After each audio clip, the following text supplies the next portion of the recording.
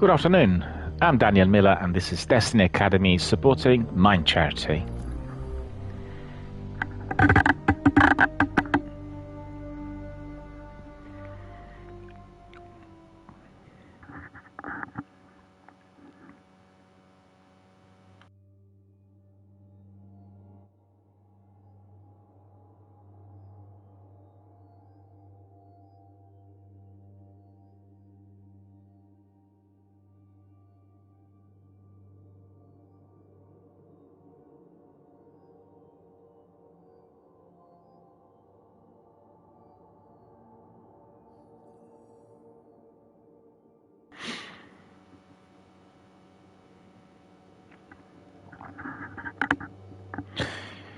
A warm welcome to all of our friends, fans, community members, participants, and viewers worldwide. Thank you for watching us on various platforms, and thank you for supporting myself, this channel, and most importantly, our charitable fundraiser every single day. Thank you for that. We are getting some support from our community members who are sharing and following my Tiltify profile. That's the profile I'm using for the fundraiser. So make sure you continue to follow, share, spread the word, and help our campaign. It is for a charity called Mind, based in Britain, that helps people who are experiencing mental health problems. And anyone can just literally make an appointment and then receive advisory services from them, individual group counselling or anything else which is linked to benefits or any other practical advice. So make sure you support our campaign. I will be running it till the end of this year. So initially I thought we'll do it for 6 weeks just to see whether we can be generating greater interest within a shorter time span. But I've just given it a miss and extended it until the end of the year because I think, considering that I've not been streaming as much of late, there has been a drop on publicity and interest, and therefore, we need to kind of persevere. I think anyone can experience a major mental health problem at a certain stage of their life under the certain circumstances. So it's very important to remember that such charities in our country, here in Britain, are providing absolutely essential services for anyone who is undergoing that sort of difficult, rough patch in their life. And these services save lives, so being a participant, being a contributor, being a donor, or anyone else who's sharing, we just become one of those guys who's saving lives. And that is going to be greatly appreciated by everyone in our community, as well as the charity, and most importantly, the service users. How is everybody today? How are you guys? What are you doing? Are you playing the final shape? And also the question I have for everyone is, have you watched Jeff Keighley's Summer Game Festival opening night last night? I got the timing wrong, and I thought that the whole thing was going to start at 6 o'clock, but actually there have been other events taking place at that time, which were not linked directly to the opening. So I joined the events at 9 o'clock UK time to watch IGN live. IGN is always aligned with any of these major presentations, and they provide a very, very good introduction with their specialist team. You may or may not agree with some of the views, and obviously people have done personal preferences in terms of the titles. But it's something I really enjoy watching. It's similar to what we had in the old days on BBC and other channels when you had new films introduced and you had a panel or a group of people talking about the new titles. And it's just the same thing 30, 40 years later in a different format, obviously for a very, very different medium as well. It is dedicated to video gaming, and it's very vibrant, very energetic, and lots of people are participating through various platforms. So I think for me, it's the degree of interactivity that catches my eye, and really, generally, I like watching things which are moving forward. You have interest, you have people asking questions, you have dialogue. I'm afraid everything linked to film and television industries has gone downhill very sizably, particularly during the last 6 or 7 years, and maybe even more so after the pandemic, as during those dreadful, actually, 2 years where we were all spending our time during the lockdown indoors. Many people had converted to video gaming as the mainstream activity, and not just youngsters, but also people of, any age. And I've seen just recently, was it yesterday? I think it was. I watched something where, in fact, there was like a small clip saying, introduce this game to your grandparents because I think they might like it. it's just obviously the awareness that people of all generations are fully engaged with this activity, and therefore there's a lot of interest, there's a lot of interaction, a lot of dialogue, and as you could see on various platforms, a lot of chatter. And that really helps everyone. So I really enjoy watching such events, and there's a lot of publicity and discussion attached to any of the major showcase events. We've had a big presentation yesterday. Jeff was doing it as usual at the YouTube Theatre in Los Angeles. So they really have grown tremendously. If you consider that 10 years ago, the Game Awards ceremony was something that Jeff launched from his living room. And a few years later, it just literally bypassed the Academy Awards for the film industry, US, and that is highly, highly significant. The presentations and everything else yesterday was spectacular. They didn't have that many guests compared to the Game Awards, but still lots of good introductions from various developers. And I have to say, something really surprised me, and I guess that's probably aligned with what Xbox and Microsoft are doing. The vast majority of games were not AAA blockbuster titles, but coming from smaller studios, the ones which come from the independent section of the industry. And there were quite a few also, these studios, which basically run by one man, like one person creating a full game. And I can't stop thinking that this is partly connected to monetization.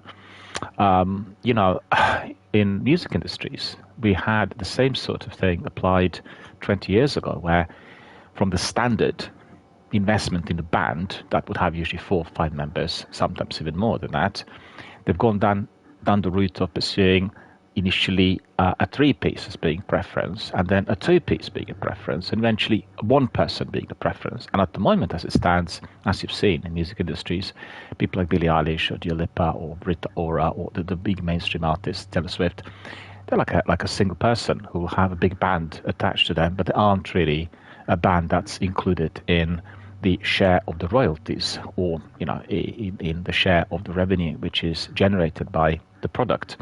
And I was really surprised, and I thought maybe it's just myself, because I support indie developers and love some of these games, and always asking everyone to come in and play the games which are offered through the Game Pass and PlayStation Plus as well. Lots of indie titles in there, and always support these developers, because you never know. Like Remedy years back was a small developer, and today look at them. They're making games like Control and Alan Wake and having huge success. And I think there is some rumor indicating that some of the games will be turned into television series, which is very possible, as the games are very cinematic. And that is because of the support. These studios managed to receive the support initially from the fan base and the gamers, and then later from publishers and investors, and therefore they've grown. So coming back to the presentation yesterday, I just thought it was overwhelmingly in favor of the indie games. We didn't see anything coming from the majors. So maybe, I don't think it's anyone's personal preference. It must be a strategy. And also they wanted to keep the big titles coming from Ubisoft and Microsoft and maybe some of the other publishers, BioWare, for kind of later in the festival rather than on the opening night. But it was surprising. And I'd say the number of kind of simple-looking titles, which you could see that made by the studios that do not consist of many participants, has been there in great numbers. And if you ask me what grabbed me, some of the bigger titles, like for instance The Last Descendant, then we've heard about the Alan Wake physical copy.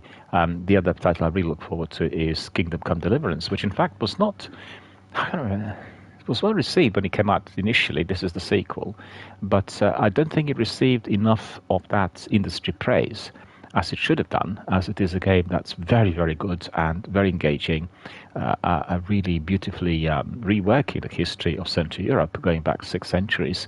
And you learn a lot about the knights and the kingdoms and the noblemen and the way things were in those days, in addition to the content that's very much kind of adult-oriented. So think of, I guess it's more aligned with Two Towers than with Elder Scrolls. I guess if you pair Elder Scrolls with adult mods, like what I've done a little while back on Skyrim, then you will get the same sort of flavor. But in this instance, it's not just the mods, the people who see that, it's the kind of activity that the protagonist gets involved with romancing different girls and getting involved with various other people in there. So, it's a game that is, provided within the format that we've seen before, but with a twist, and that is definitely something that grabbed me. I have the original game with all of the DLCs. Also got it for very little. It was on sale a little while back on Xbox and the Microsoft Store. I highly recommend it to everyone. I need to stress this. And I watched Destin Legary and Ryan McCaffrey the other day when they talked about some other games and other things, and they came across this new title. They watched the trailer for the sequel, and both of them have not really played the game. They didn't have much to say about it. Destin was indicating that he had some other things to do, that he just very quickly skimmed through it, and Ryan had not played it at all, I don't think. And it's sad. That game required a lot more publicity, and it definitely should have had a lot more attention from the industry. So I think the trailer we've seen yesterday definitely grabbed me, and it actually captures everything I felt was very good about the first game. So if you have a chance, just go back to my Twitter, have a look at the trailer. Trailer's there already since last night, and have a look and see whether you like it or not, and whether you're likely to be sharing my own view on the title. So The Last Descendant seemed very interesting. It was, again, a game that, for me, looked like an action-stroke RPG, massive multiplayer online, and definitely something that will be definitely of interest to me.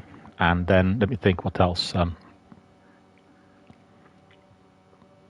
Lots of indie titles I've never heard of. That was the first thing that grabbed me. And a couple of Japanese titles as well. Of course, I nearly forgot the big one that I really look forward to, and that's the biggest title that they were introducing yesterday. I guess it's a bit unfair for me to say that there was nothing coming from the major developers, because this is from Capcom. It is the next installment in the saga of Monster Hunter, and they did present us with some gameplay, different to what we've seen in Sony's presentation recently, and it was good. It was just definitely very, very interesting, very enjoyable, very much aligned with what we've seen with Monster Hunter in the past. I think they're extending the number of characters and participants. This is what I gathered during the Sony's presentation recently, and definitely very, very much the game that I'm interested in. Really look forward to it, and all the other ones I played, I thought they were absolutely wonderful. These lovable characters. And they also introduced Palworld, the new additions to the series. You will know that Palworld is a kind of a game similar to Fortnite, but with very different, very funny, very lovable characters, and I guess delivered in a slightly different format. So if you like Fortnite, you may find Palworld to be a lot more entertaining, I guess, in some ways, particularly considering the characters that you are going to be playing. And the encounters in there are significantly different. It's interesting how you can use the model of a Battle Royale and then present it in a completely different environment where the characters just swing the aura of the game. You find yourself being in this kind of big open world where everything appears to be different, yet you are doing exactly the same thing. Anyway, definitely a very good game as well. Very popular on Xbox Game Pass.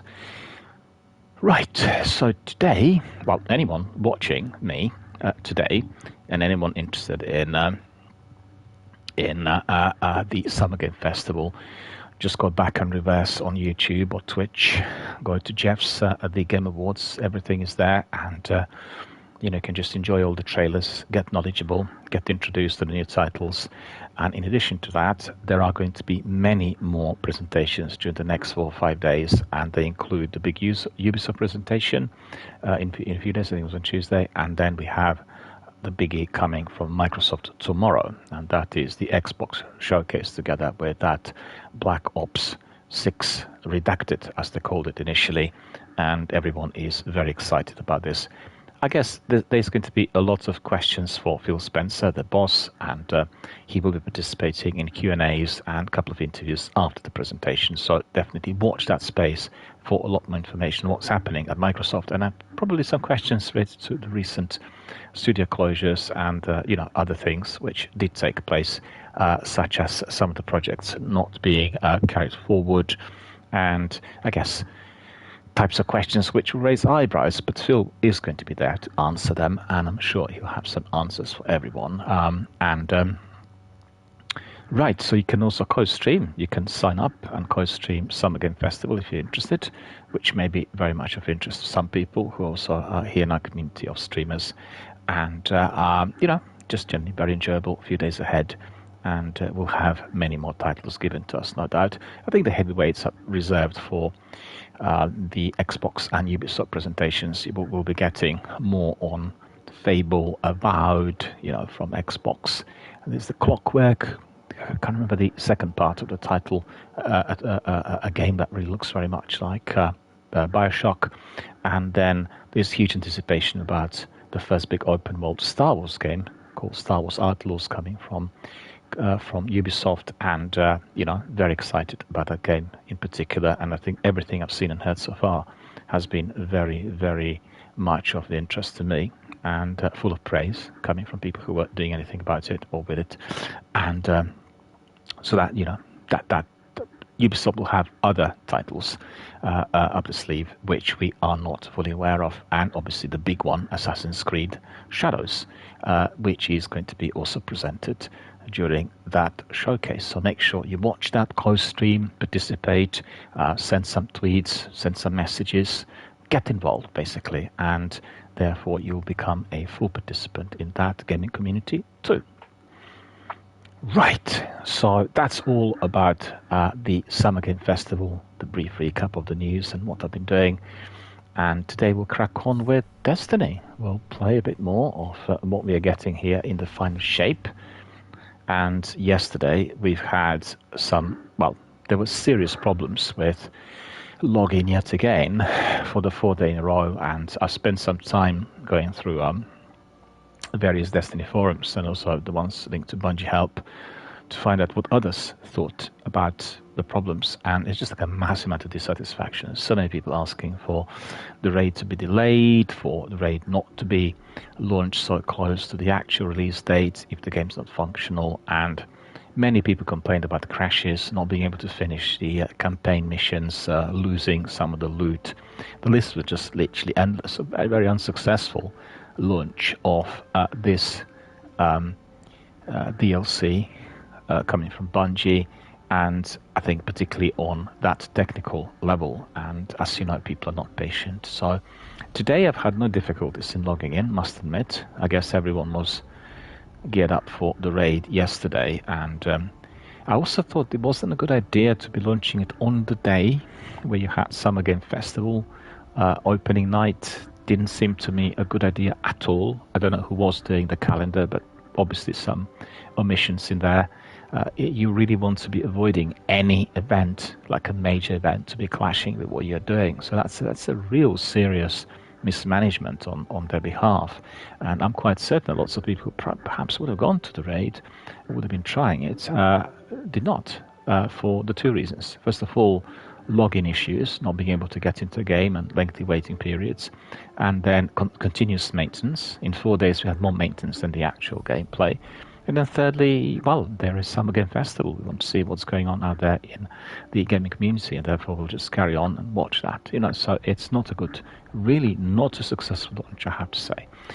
The content of the game, as far as I've seen during the initial mission and opening, is very good. And both the design and the gameplay and everything else is definitely on the top level. But at the same time, with all these technical issues, just completely impairs the initial experience.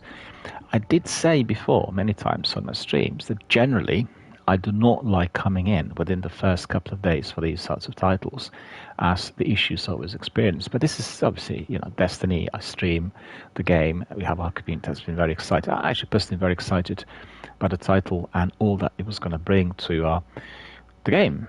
We're expecting a major overhaul. I don't know, like we've seen during the last couple of streams, there has not been a major overhaul. We have some additions, but it doesn't seem like a big turnaround, like 180 degrees or something. We've seen the concept of episodes introduced, but that's just literally the concept of seasons rehashed. There's no major difference. The only difference is in the price. It's more expensive. And, I've not come across Pathfinder yet. I guess it will be unlocked as we carry on with the final shape. And it didn't seem to me, right at the start, to be such a major overhaul like what they were describing. I might be mistaken. Maybe it's all to happen as you carry on with the campaign missions and you keep unlocking different things. I don't know. It's hard to tell. But the initial impression I had was that, particularly as I've heard for months, that there will be no more seasonal content. I open the game and I can see that this is a season. Hold on a minute. Why is this a season? We're expecting episodes to be provided every 4 weeks. Now we hear that every episode is divided into 3 acts. Every act will be lasting 6 weeks rather than 4 weeks. It just seemed a bit strange. Obviously, this is work in progress, but I think our community deserves a bit better. We need to know a bit more. We need to be introduced to certain things. And what I've seen from the Bungie team in relation to all of this has not been particularly favourable, I have got to admit. And there must be some form of difficulty between their PR team, the management, and the people who are working on the title. Seems disjointed. And I've come across quite a few comments on Twitter, and all of them directed at Bungie, particularly on Bungie Help, where people saying, well, what is going on? We can't get in, and we pay like $70, $80, $90 for the game. And then secondly, what's this thing about the seasons? You said that the seasons are going to be no more, and the layout for the episodes is exactly the same. And in fact, yesterday I was surprised to find that my loot, the seasonal loot, was almost as voluminous as if I was purchasing the full season. So that may be a glitch or something, but it just seemed altogether very strange. Anyway, let's see what we can still get from the Final Shape here and with the new activities. I'm just curious. Well, the new big map is called the Pale Heart. We've been there yesterday. And Echoes Act 1, a familiar voice war table visited. Okay, so we need to go to the war table, and I guess that is going to be, let me see. Yeah, in here we haven't got anything to go to. I need to just tell my viewers I've not purchased the Final Shape full campaign. As I was fearing all these issues with, the technical issues, and I'll purchase it in due course when the price drops.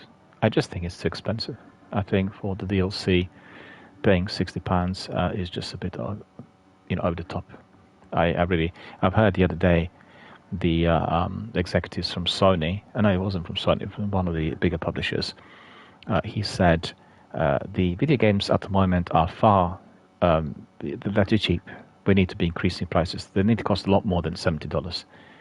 I mean, at the time, where so many people are experiencing huge problems with the cost of living and really are sort of struggling to buy the food, you're going to be increasing the price of each game to $90 or something. It's just insane. They're completely devoid of any form of reality. And you really wonder if there is a crash, there's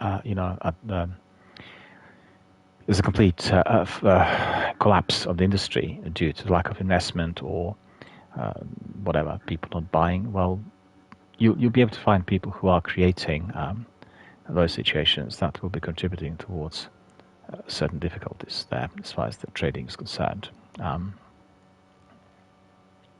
Right, so I'm curious to see if we need to go to Helm.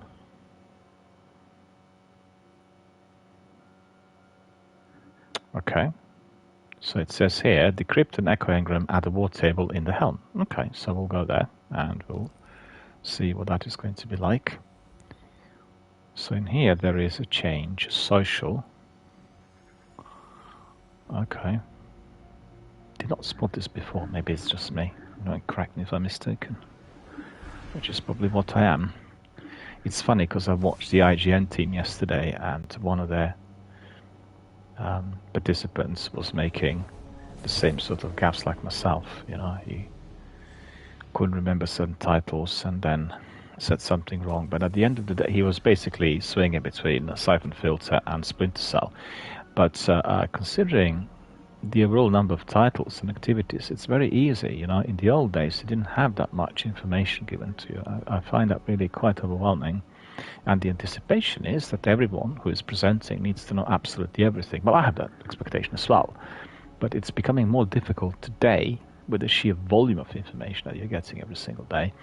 And it's very important to keep notes, to do regular presentations, to read the news every single day. But even then, it becomes difficult. What is this?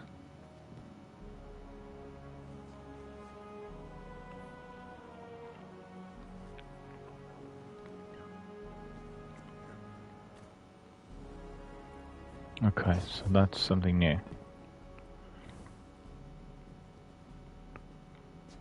Just wondering also whether the other areas are open or not. Let me see what I got in my postbox, if anything. Yeah, not a lot. This one we don't... Oh, 1920 even. So that is... It's a Spectrum. Shinobu's Vibe is quite good. Gives it like a better skip grenade. And then... Okay, not really... Nothing urgent in here. Let me just double check something. See whether... You see the door is shut, so we cannot get in. Okay. So that's gone. And you see there. The door shut as well. Okay. So those spaces have been sealed. You're not able to get in. Okay. It's the vault. The vault is still there. What's the size of the vault? Let's see. They were talking about the expansion. Yeah, that's right. They increased it, was it, by 200. Now it's gone to 700. And as you can see, I'm just collecting exotics and craftable weapons, you know, so everything else needs to go. Still need to do a bit more of admin in there in order to make sure that everything is in order. Vanguard operations.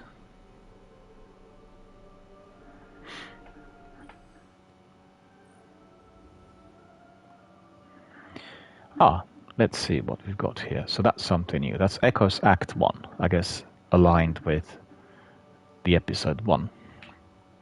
A familiar voice. A handwritten note from Zavala lies on the wall table addressed to you. Guardian, there are no greater words to call one to action than a threat. There is a blade at our throats, and the thing that holds it believes we are already beaten. We've been underestimated before. We will be underestimated again. Their desperation will never outshine our hope, our resolve. Stand with me, all Guardians, and together let us show one more God the error of the ways. I'll look for you on the other side. The Vanguard is with you. Eyes up, Guardian. Vanguard Commander Zavala. Episode. Echoes will begin the week after the conclusion of the final shape. During this time, you can process your Echo engrams at the war table. Okay, so that's not really something that we can use at the moment. Thwart the final shape. So these are Echo Weapon Engram. Echo Weapon. Reprisal Weapon Engram. Echo Weapon Engram. So I'm just wondering, should I acquire these or not? Hang on a minute.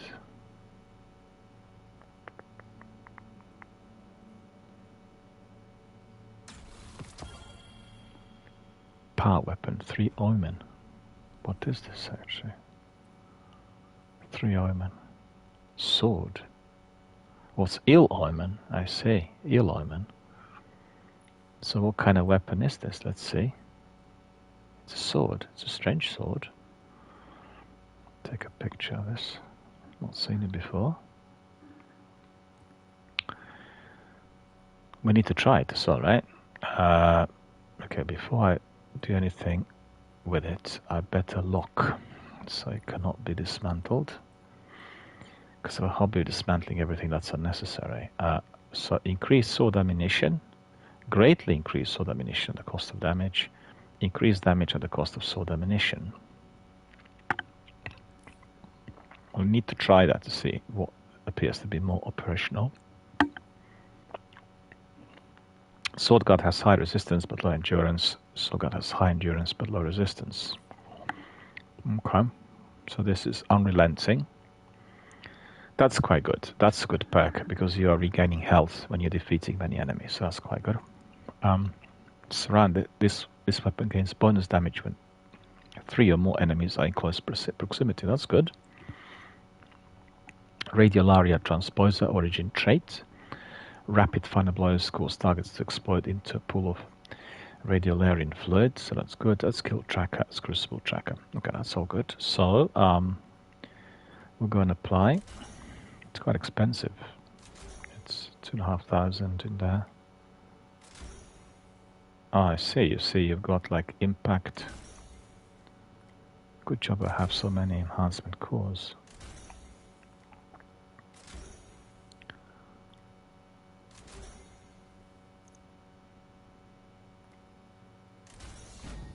So now it's masterworked.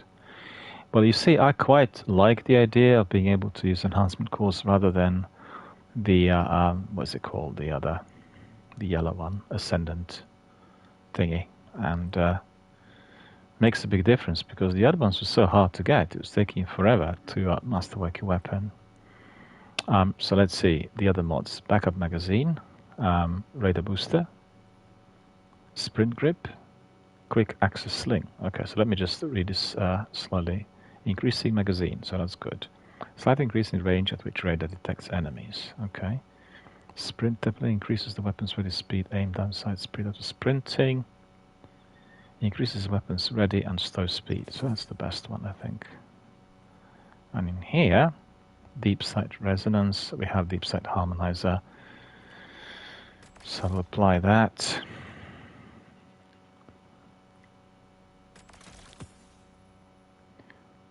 So what have we got here then? Let me see.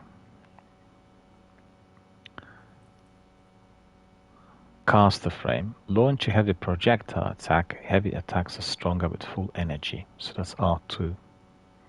Now I will try that in action. So I think I've got everything that was necessary.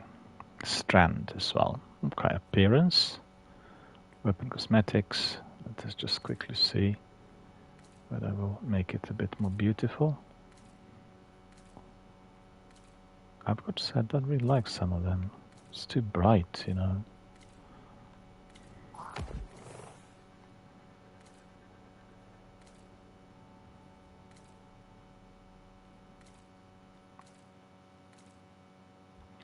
No, I'll just leave it on default. I think the one that they've offered seems reasonable.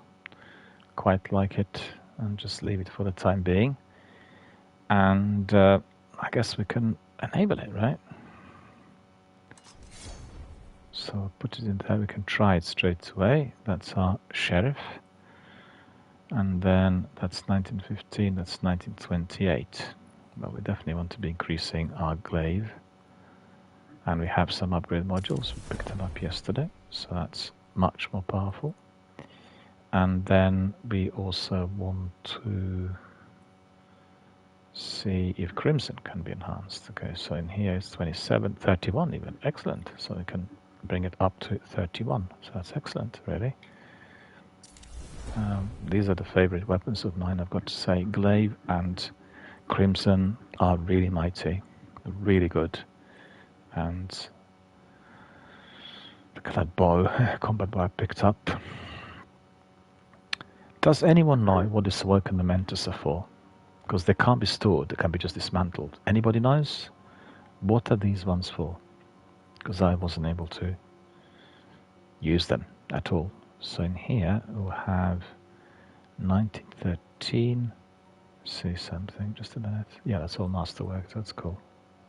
Scatterhorn, parade.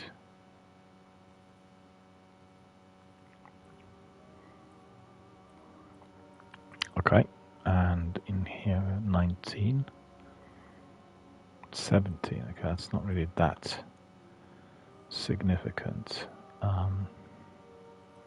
Well, this one definitely is, so we definitely want to be increasing this with that 24. Yep. And then we'll have a look at the boots. That's 18, that's 22, 1920. Tangled.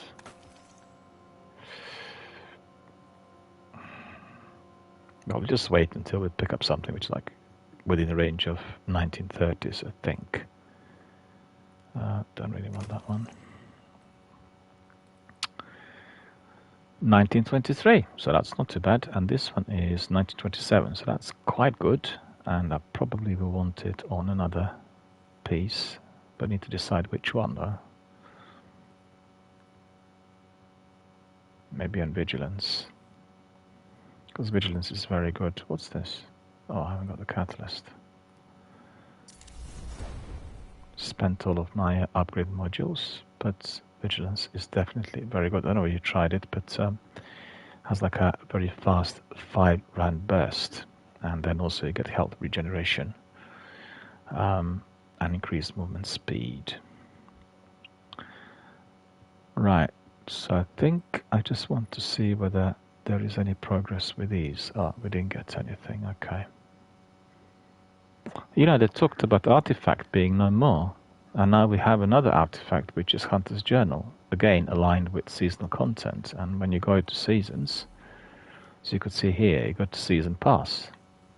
I'm just really baffled by the whole thing, I've got to admit. I didn't expect it to be so similar. I thought it was going to be totally different, according to what we've heard from Bungie. You know, I've not been just imagining things. And I'll get the season pass next week, I think, and then we'll get all the other rewards. So let me just quickly think. Quests. So we have featured quests. Quests.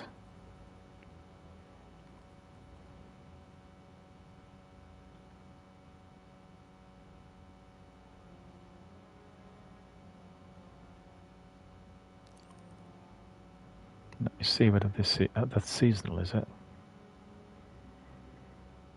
Well, we'll find out, I guess, as we carry on. Because I know that there are going to be lots of activities restricted because I've not purchased the full DLC. The finest shape, yeah, it's seasonal, so that's fine. We'll be able to do that. Episode, yeah, so that seasonal challenge is available, okay. And then playlists, yeah, that's differently laid out. So I have playlists here, and the quest you will be getting exotic. So that's the exotic. It's better to be. Oh, I see. They've still got total quest and bounty capacity. Well, fair enough. So that's. Yeah, that's right. That's something else that we need to be completing. I never completed Lightfall. I just disliked it so intensely. But we'll do that really here. As I said, we still have to complete Beyond Light, and then the Witch Queen, then we'll go to Lightfall. So Lightfall we were doing the other day, not because I want to jump gun, but it was just part of the activities that were given to us. And, you know, so I just went down that route. Okay, so I'm ready for another mission. So let's see.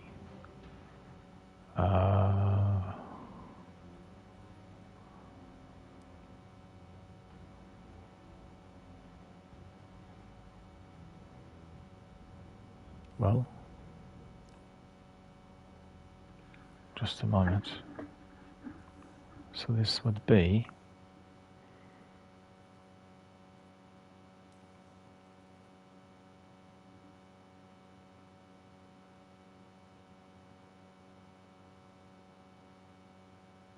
so where is this? I don't see it marked on my map. Or is it marked somewhere?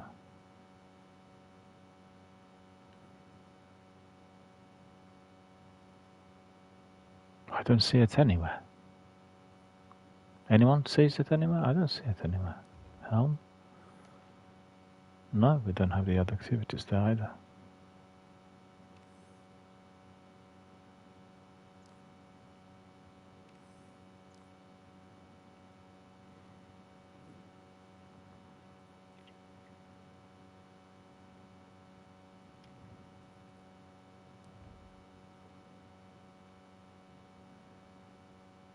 Tower is just the same as usual. Legends.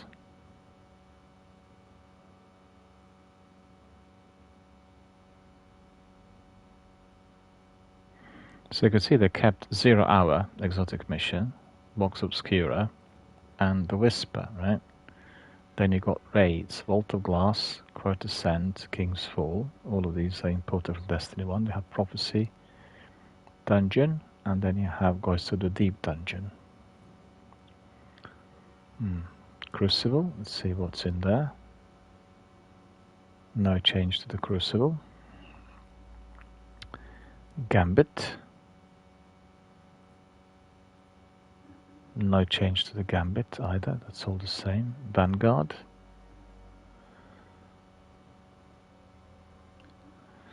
Well, yeah, I mean, people complained. And then they've separated the Onslaught and Onslaught playlist are delivered here separated, so they're not included into these. That's quite good. Okay, so we have these cooperative missions. Then we have Neptune. We have Europa. I don't get it. So what is? Oh, anyway, we'll go to the Pale Heart and see whether there is anything else that we need to pick up. Ghost. Let me see. We'll find out. It's all basically a brand new territory.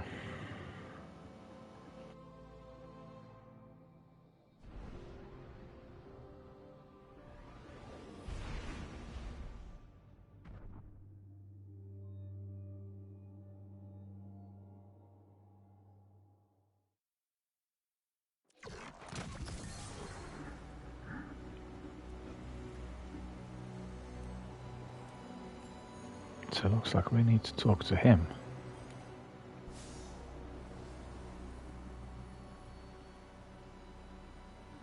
Yeah. So in order to carry on, we need to purchase the Final Shape DLC.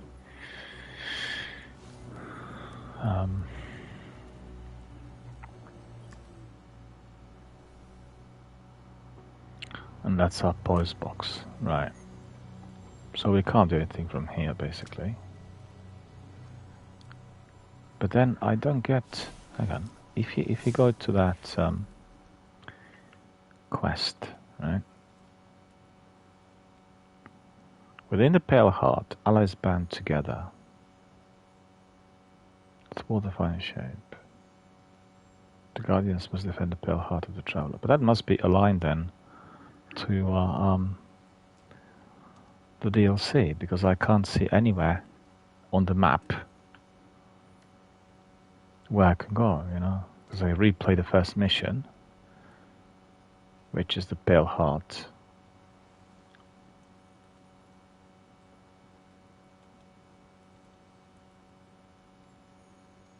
Or maybe that's what we need to do. I don't know. Let me see if anybody else wants to come in and... Oh, Plane was there. Plane was there. Hello. Sekapupa's there. What's Sekapupa doing?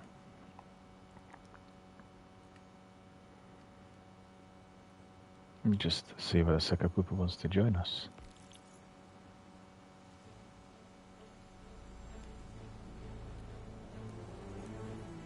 Go to orbit and then wait there. Better fun if we have a few people together with us. Don't like playing Destiny by myself, you know. Don't know if our friend Playmore wants to join us. Let me know if you do, if you're watching. And I can bring you in, we can do things together. And we'll decide on what to do here depending on what's accessible. If not, we'll carry on with our Beyond Light campaign. That needs to be replayed here.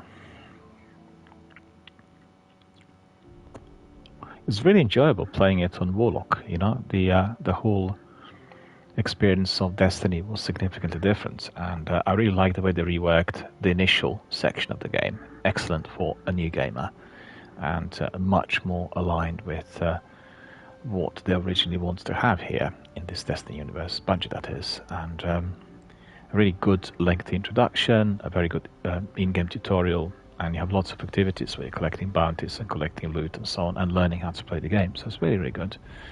It completely reworked the concept. Well, I could see that our friend's busy. He probably will not want to join us at the moment. See whether anybody else wants to come in. Bane.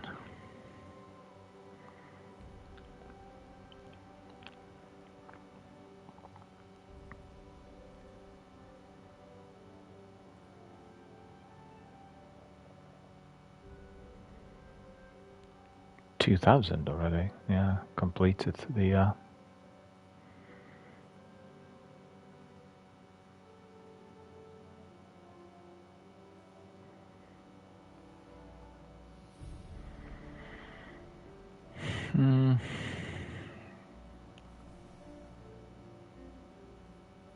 Seasonal challenges. Complete Pale Heart Pathfinder Pass. So that means we need to be going to the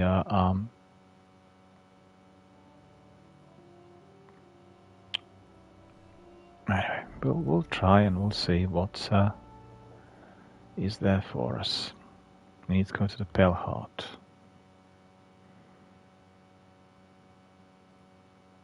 No, we've been there already. But then this is a campaign. Transmigration. Normal.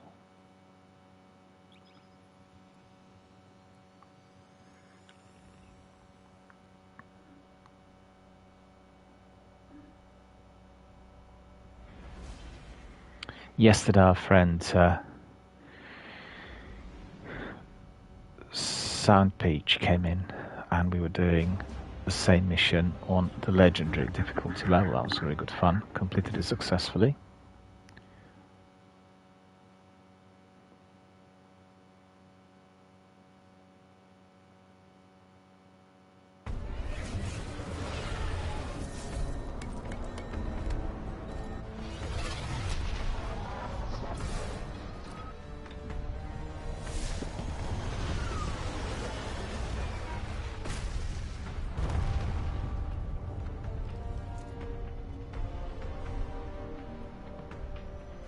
Could try out this new weapon.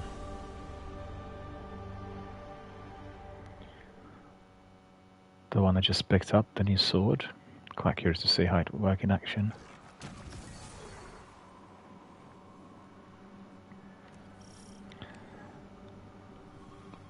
And then don't forget, as we have this enabled, we can just simply use it. That's prismatic, that's the new thing. We have no signal on either Vanguard leader. The Guardian's comm line is open but non-responsive. Mara, we're here. We crashed, but we're here.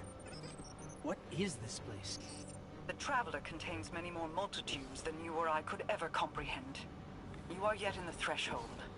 Whatever lies between you and the Traveler's pale heart is a side effect of the Witness's paracausal mutilations. I can feel its power stretching through the portal. I will try to buy us time. Go.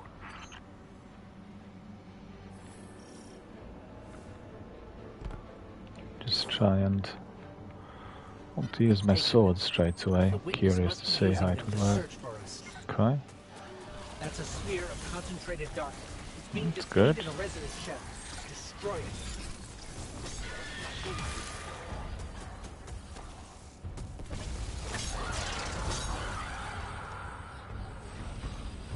Jumping down there. Darkness unraveled and it's projecting something.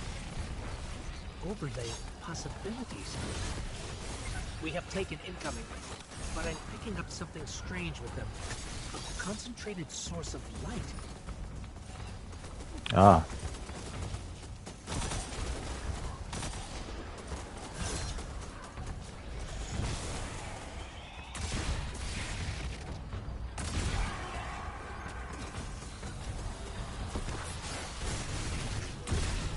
Aha! We're imbued with extra light now. Let's try activating that concentration of darkness again.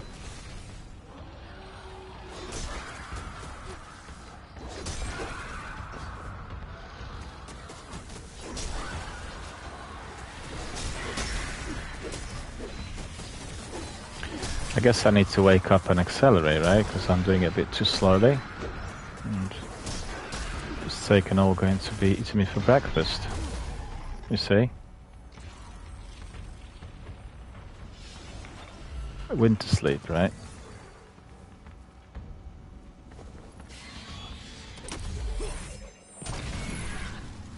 Well, that seems appropriate, right?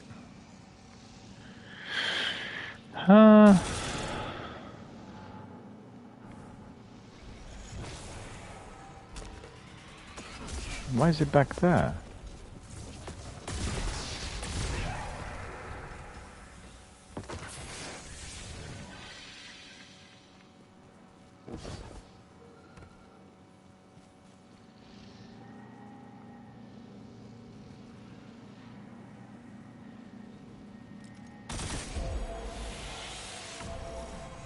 It worked.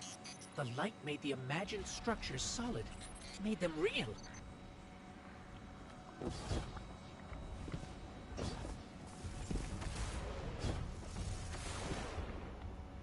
I kind of prefer the other sword, the one that explodes the enemies, you know? Maybe just me being a bit impatient. Let's just see this. Okay, that worked alright.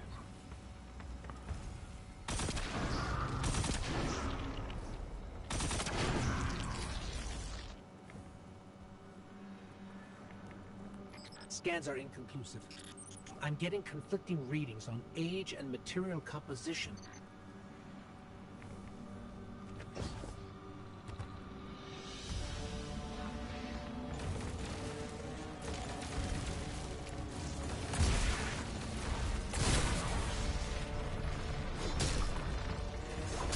He's resisting, look at this.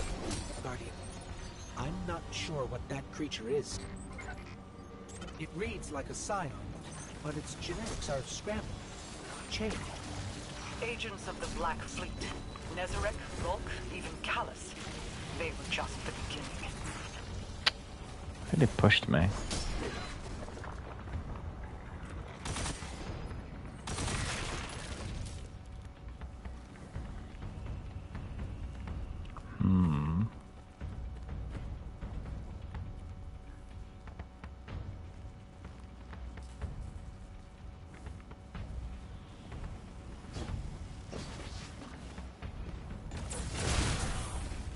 Beautiful. That's beautiful.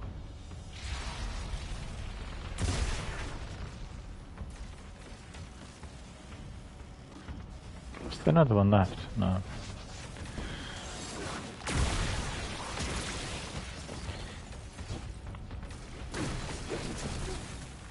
Good job I was able to come back.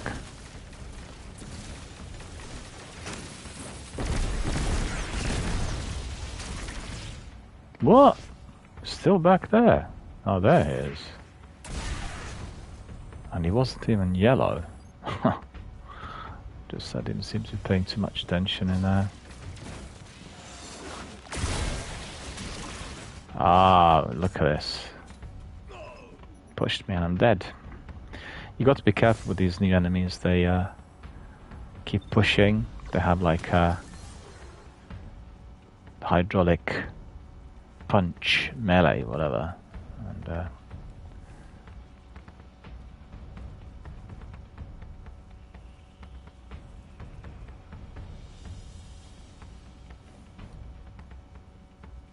so they're all gone. That shouldn't be like that, because there were several left in there before I died, right? Okay. Never mind, we'll just carry on.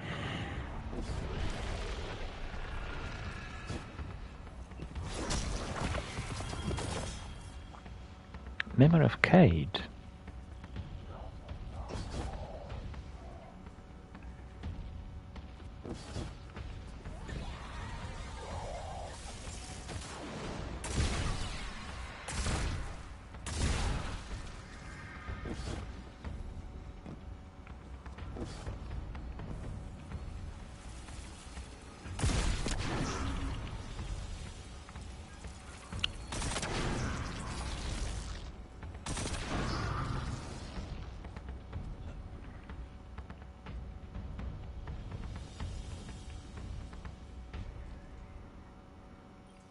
Place the rally banner. Actually, fancy a hot drink before I do that, you know. Just grab a hot drink. Just bear with me a second.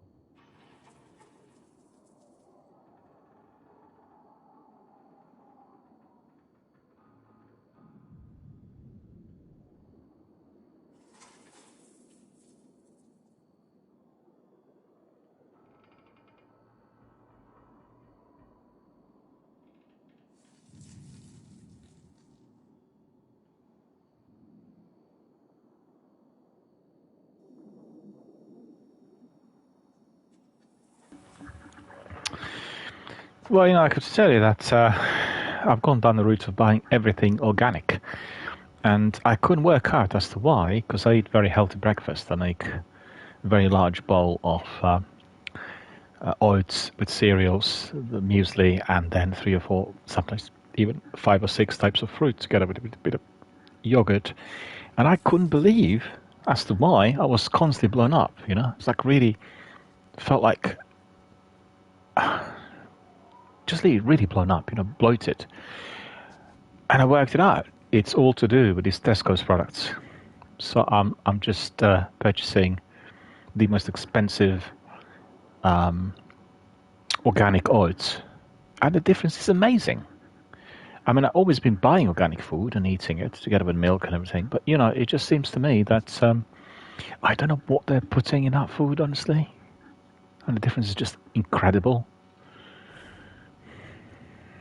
Anyway, I can just rant about this, but we better get on with Destiny and with our enemies out here.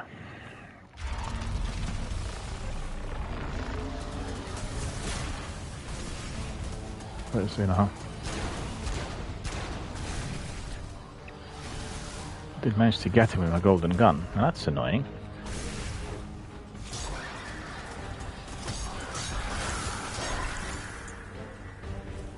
Oh, I did get him. I did get him. Alright.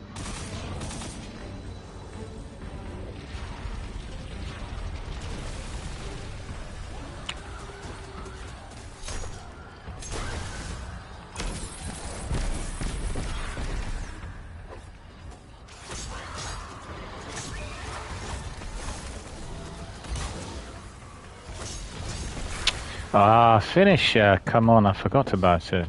Boo. You see, I'm getting this invisibility, which is quite good.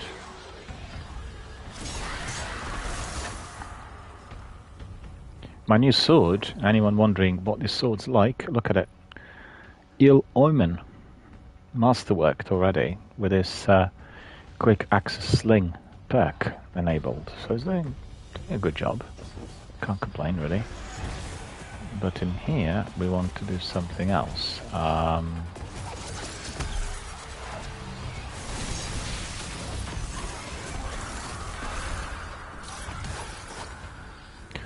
So I just used my prismatic. It was fully charged. See, I'm prismatic and I'm so powerful compared to the rest of the enemies.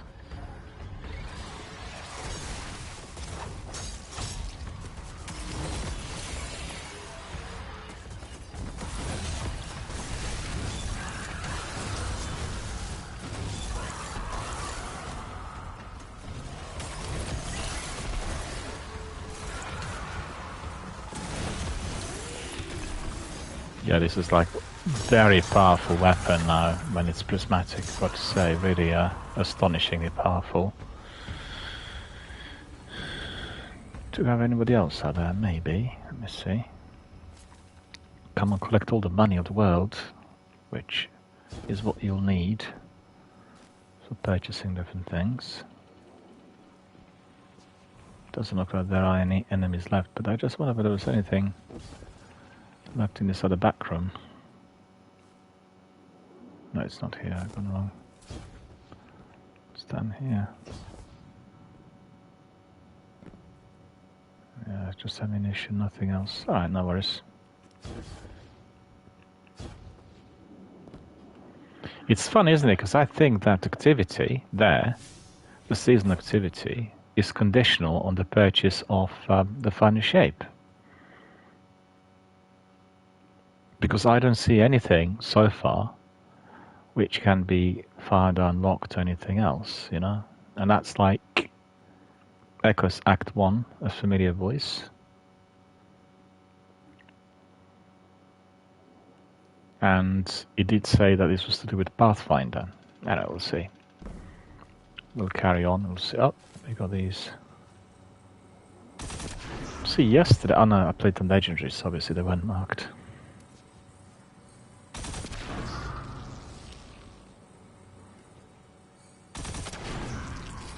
It's easier like this, isn't it?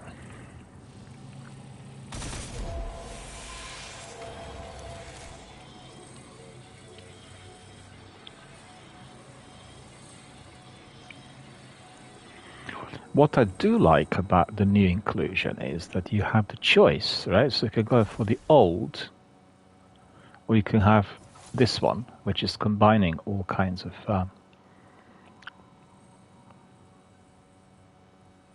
let me just double check something.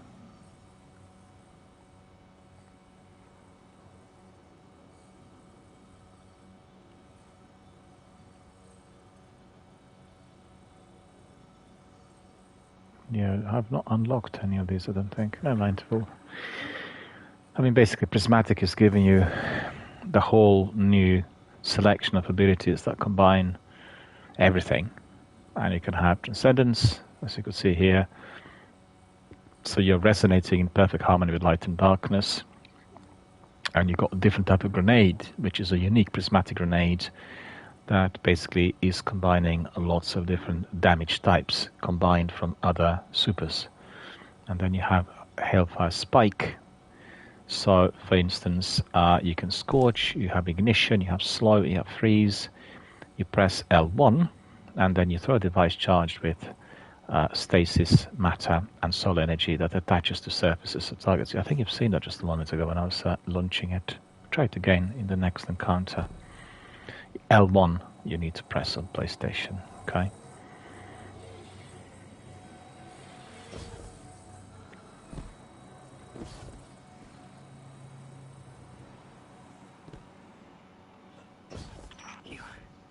You have to keep moving. I have not been able to reach the Vanguard. Even my bond with my brother is faint. We'll find the others. We have to.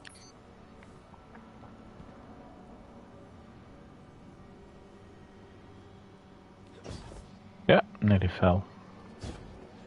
You'd expect this to be burning, right? It's like red, so it's roasting hot, but actually it wasn't even sizzling. Never mind. Okay, so there are enemies out there, so I'll try that L1. See how this would work.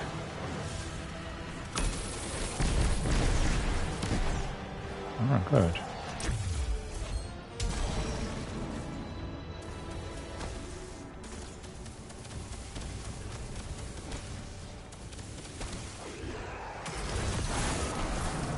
That's really powerful. You see that? It's like literally the whole lot of enemies gone.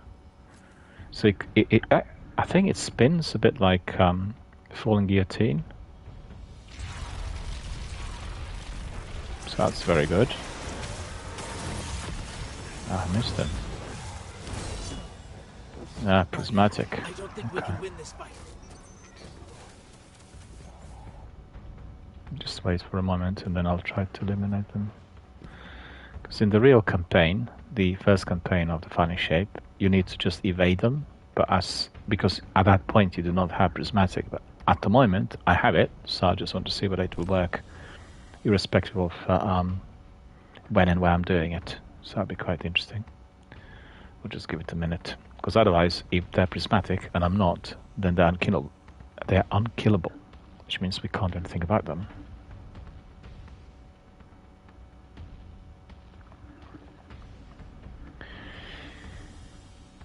Anyone excited about the Euros? Is anyone going to be watching the footy from next Friday? Not next Friday, this Friday coming. Well, I am very looking forward to this, and I can't believe that England performance yesterday against Iceland. It was abysmal. It was terrible, shocking. I don't know what was going on, and also one of our main defenders got seriously injured. So hopefully the injury is not going to be overruling him for the forthcoming matches, because I don't know what we are going to be doing then in defense without him. You see, Prismatic is charging really slowly, and I need that Prismatic in order to eliminate those. Just curious. It's just a bit silly, you know, but curious to see whether we'll get something different, you know, for the benefit of our viewers and everyone in our community. Quite like that. No. I just want to get on it. So one jump seems to be fine. not the double jump.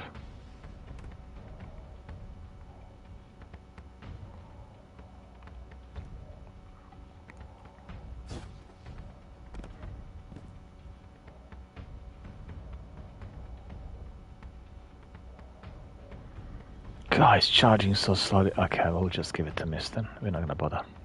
Otherwise, we'll spend the whole day in here just waiting. That is not what we want to see.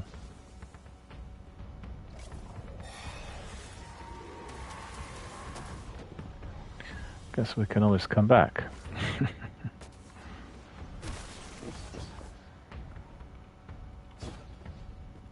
Threshold. The witness is pushing back against me, trying to exert its will over everything. I will hold the fate of This was not a very good jump, must admit. Guardian, hurry. Wasn't killed by a band captain. Did you say that? Just a misadventure. But I can see that my jumps are a bit different for some reason. I don't know why.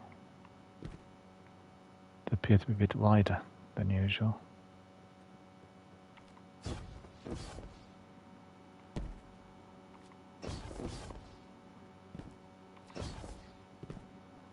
Alright.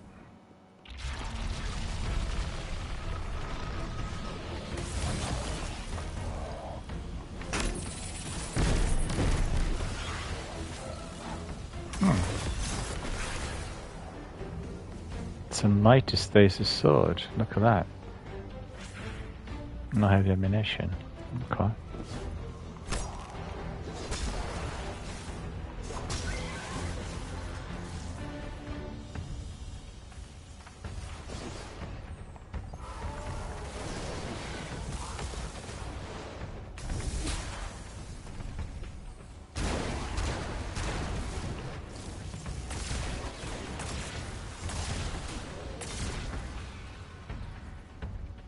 All gone already. It was a lot more difficult on the legendary difficulty level yesterday, got to admit. I did need some assistance, you know, to get through it.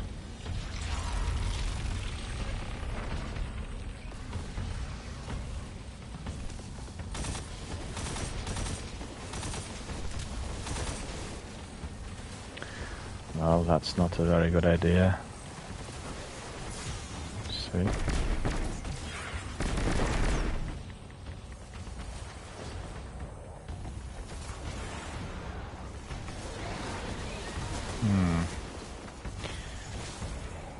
L1 didn't work.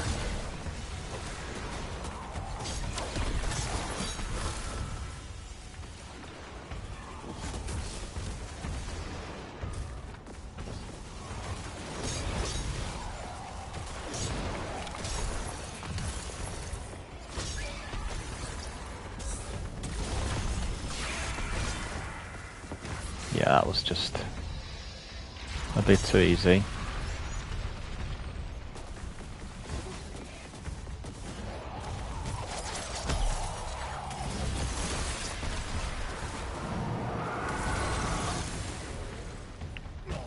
What?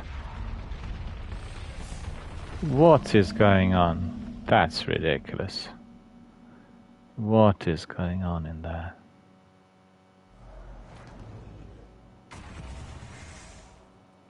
Well, I should have known.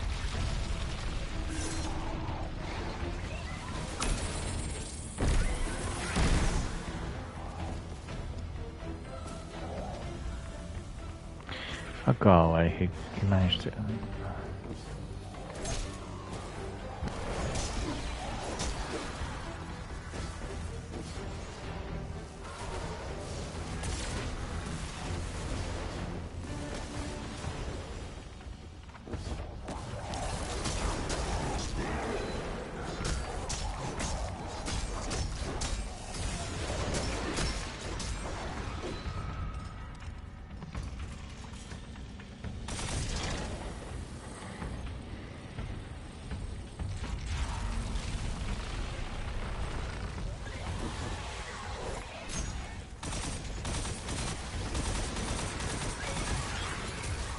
Ah.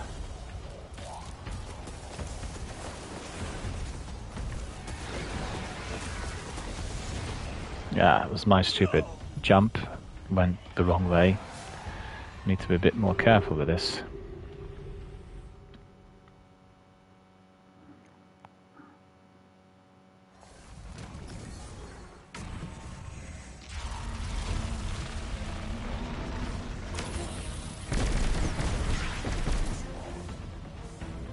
He was immune. Why? Why was he immune?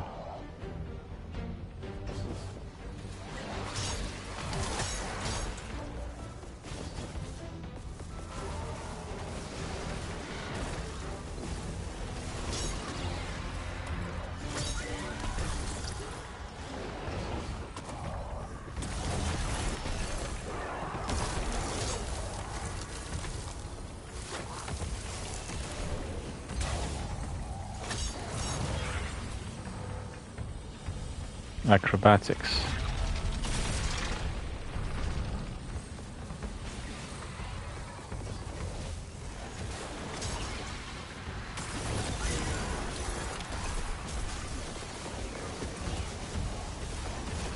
I haven't got any ammunition in there, I forgot about it.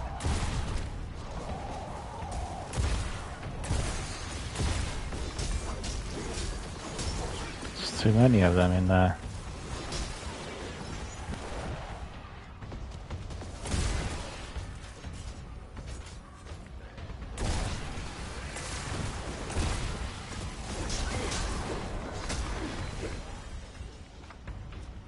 Just the biggie.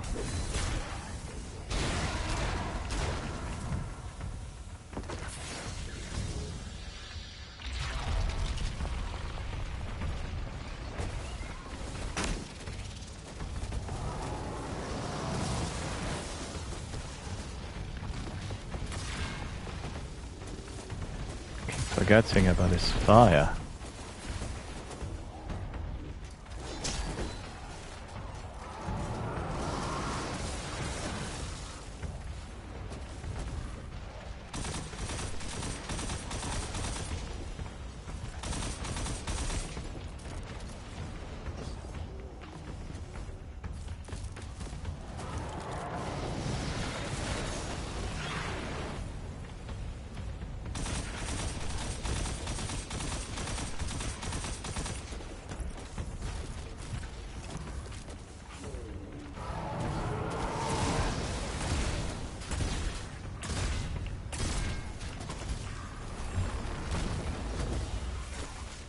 Well, that's not looking good. Why is this so powerful? I didn't get it.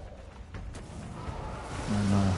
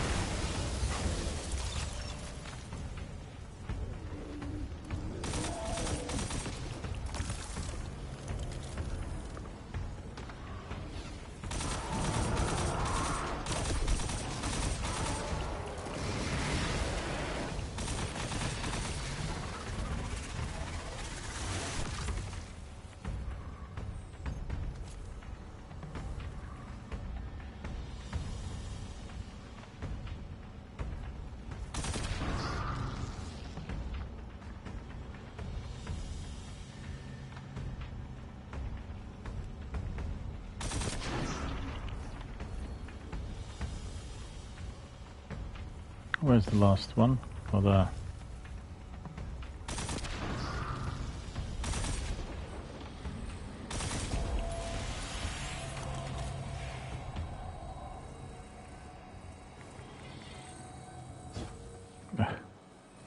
When you find my brother, tell him the Allied Coalition will protect the city in the Vanguard's stead.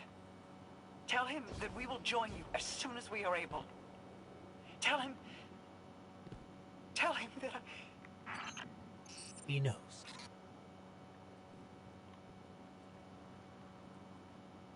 No, that's not the way in. Gone the wrong way.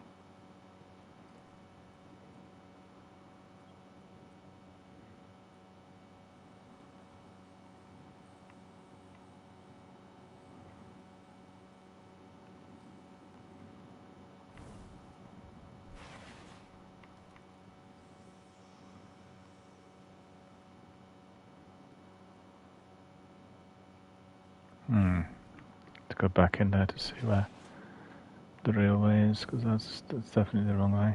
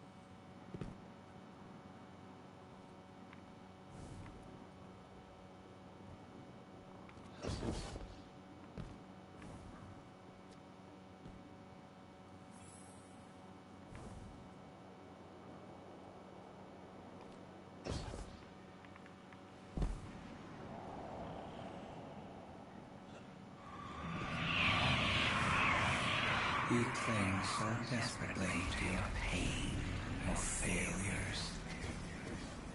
You have lost. Let go. It saves us! It saves us! I cannot hold this any longer! Guardian, go! Yeah, I'm being brought in. That's right.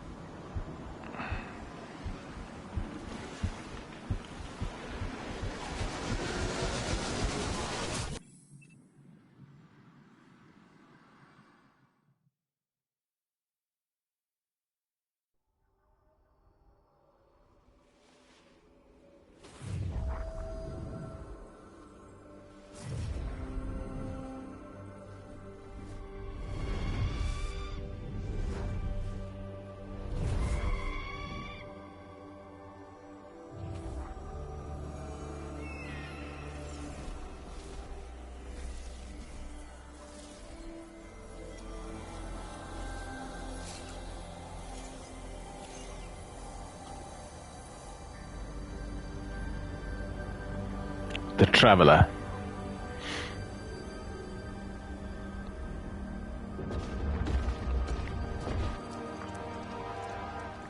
Love those cinematics, they're so cool.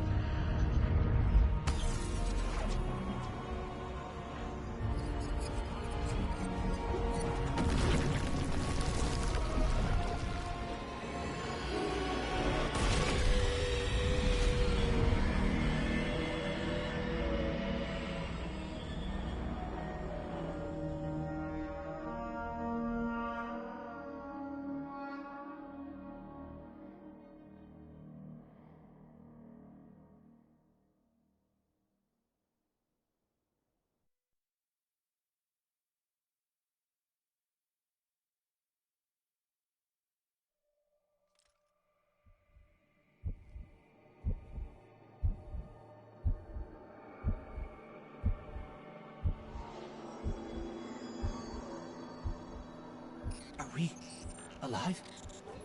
Is this... This is... Guardian. That vision. I think we're inside the Traveler.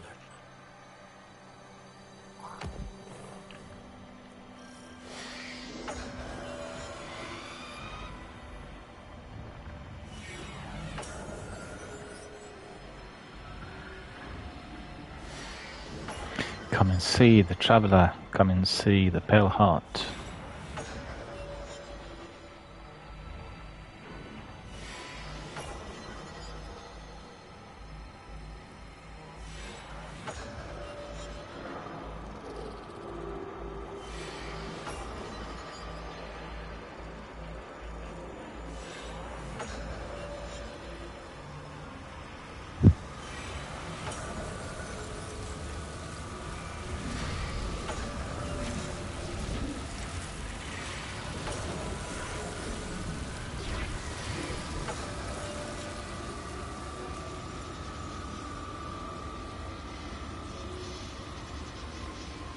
So this is how you enter the Pale Heart, remember?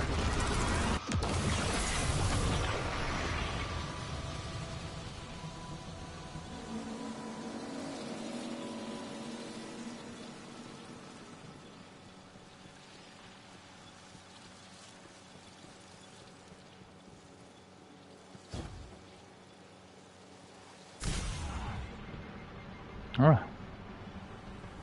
I did jump though. I did jump, so what happened in there?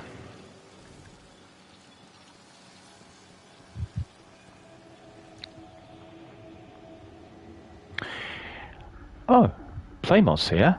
Hello, Playmore. Playmore says, "Hey Daniel, hope you're having a good Saturday. I have made a donation to fundraiser. Keep up." Oh, thank you very much indeed, sir. Really appreciate it. Well, thank you for that. Really, truly appreciate it. And you know how much everyone at Mind will appreciate that, and every one of the service users. I've got to say that our gaming community that's doing fundraising in Britain is very small, and it's not something that's taken off in a big fashion like in the US. In the US, every big corporation is aligned with a charity, and in the video game industry, and they keep contributing and producing various campaigns. And I was astonished that, for instance, what's it called? The National Society for Epilepsy, for instance, that they're not on the list, and the other also Autistic Society are not on the list. And there are lots of other charities that could benefit and contribute, but there needs to be a bigger infrastructure established.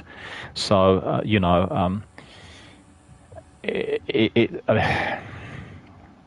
I try really to raise the profile of the charities as much as I can here through my streams. And Mind is the only one that's closely aligned with the charitable fundraising via Tiltify. And it's quite surprising because I've been in frequent communication with the department at Mind that is specifically geared towards fundraising and gaming. And I guess they are really very much part of the fundraising department, the HQ. And I just said to them that, we'll do everything possible to raise as much of those donations as possible in order to help, but we need a bigger infrastructure. They have this thing on Discord, which, one can kind of introduce the stream, but not many participants. But you've seen, for instance, with Bungie Foundation, and I'm going to be doing a charitable fundraiser for Bungie Foundation as well. I think it will be either towards the end of this month or in July. And because Bungie Foundation is part of Bungie, you get many more participants and viewers. And last year, you remember, we were doing the same fundraiser for Bungie Foundation, and altogether we raised more than $1 million. I raised 100, and the vast majority of people had 100 as the target, small streamers. And it's just amazing. Anyway, our friend Playmore says, "No problem at all. I have friends and family who have used services such as Mind and know how important these services are." Absolutely, sir. I'm very glad that indeed they did use the services, because I personally know of people who are a bit skeptical, but they kind of feel ashamed. People who are not suffering from major mental illness, and they think, you're going to be stigmatized if you go there. There's prejudice, there's this and the other. And it's just completely wrong. these services are out there in our community to help people if and when. And one can just register, approach them, book an appointment, and then receive all the other services. Individual group counseling is the backbone of the services. But you also have the key workers that provide advice on benefits, on anything to do with housing, any kind of practical type of advisory service that one may need at the time. And it's just terrific. In fact, in my local community, I've been today to the shop, shop that's run by Mind here in Hartford, and I go there every day because I live in a town centre. So for me, it's a stroll. It's a 5-minute stroll. I go through all the charity shops, about 12, High Street, and I always support the effort of every one of those charities. So it's not just Mind, it's also all the other ones like British Heart Foundation, Isabel Hospice, Scope, Age Concern, then Skeech, Oxfam. The list just goes on. We have quite a few, and they're very, very similar. They offer similar types of goods, and in our area, the donations there are very, very considerable. There are loads of donations coming in literally every day. Anytime I go there, there's somebody bringing in something. So it's plentiful supply of all kinds of things, and everyone goes there. To be honest with you, in our high street, the charity shops are the busiest ones. Everybody goes there, and you can find literally anything, from electrical goods through clothing and DVDs and,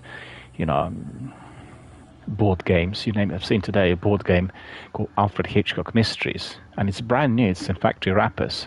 It's like a big puzzle, and then you're unraveling the mystery, which allegedly is, created by Alfred Hitchcock Presents. I don't know whether it is or not, but just like really a curiosity, a kind of game that other people could have not seen anywhere else. And anyway, I just want to come back to you and say thank you so much for donating.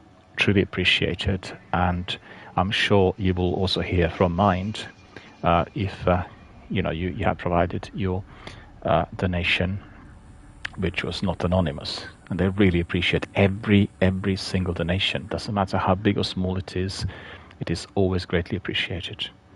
I know that. I used to liaise with Mind many years back when I worked in clinical services, and so many of my former clients would have been using the services once they were discharged. So, it's just absolutely pivotal and fundamental. I always keep saying what's most important is the prevention. You need to take steps early enough in order to prevent things from progressing worse, like in any other kind of disorder, disturbance, illness, physical, otherwise. It's critical. Earlier the better. So I think that's the way it needs to be, and I just want to really invite everyone in our community, our gaming community and elsewhere, to use the services if you feel that you're under the weather, that things are not working out, or for instance, if you're stressed out about the money or your housing situation, which is actually at the moment in Britain a very, very big issue. So many people are suffering from not being able to find somewhere to live, and then relying on statutory support, which is very difficult if you don't really come under a certain category, particularly for younger people. If you're younger than 24, I don't think there's even the responsibility for people to be housed, and unless they're living in social care. So, anyway, thank you so much, Playmore. Thank you so much for your contribution. Truly, truly appreciate it. And I'm sure you will also hear from Mind. They always contact every one of the donors. I'm also very glad to see and hear that your family and friends had used these services, and that the services have been very, very beneficial to them. In fact, there's one girl, she works in a Mind shop, and we have a common friend who worked in Oxfam, and she always asks whether I've seen him, but because they both used Mind services, and it's so great to see that community is very much present also here locally where I live. And in fact, today I popped into the Quakers place. I don't know whether you know that, Playmore. The oldest Quakers building where Quakerism in England was founded is actually in Hartford. And this place, the building, has been there since 1670. So it's still there today. It's been kind of refurbed on the inside. But 1670, it's been there. And it's interesting because today I learned that everybody who was involved with Quakerism in the 17th century was imprisoned because this was against the king's decree. And irrespective of that, they managed to uphold Quakers in there, and today's the open day. So I've never been to the place before, And I went in, had a look, and it's just like literally, it's in a pristine condition.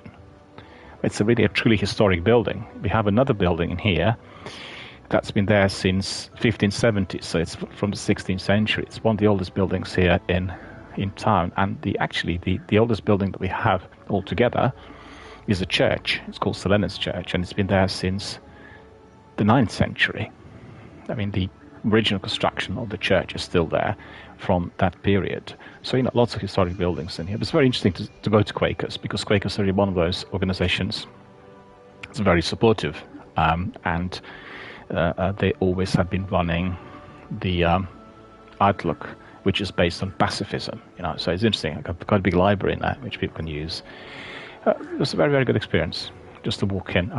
It's literally in the corner from me, but I've never been in because rarely do they have these open days. And today, for some reason, the open day was accessible.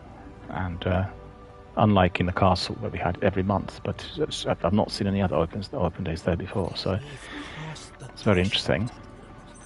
This is it. We're really here. The reason I'm mentioning it is Quakerism is basically very much based on mutual support, and they have been very instrumental in both world wars when it came to the work with war wounded or civilians who suffered, or the collateral of the war. Very involved, a bit like British Red Cross.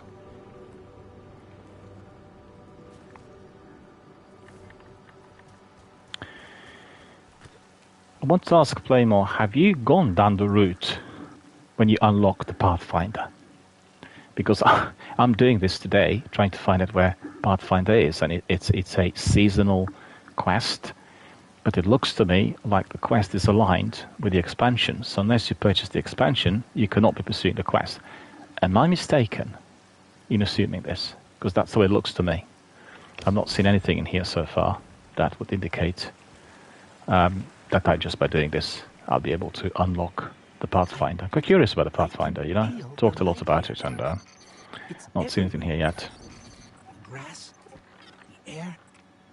It's not what I expected the heart of the traveler would be like, but it's beautiful, isn't it?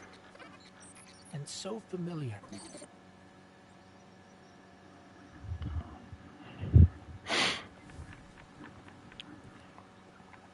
Oh, it's the other way. Went here yesterday, and then obviously I fell into the hole.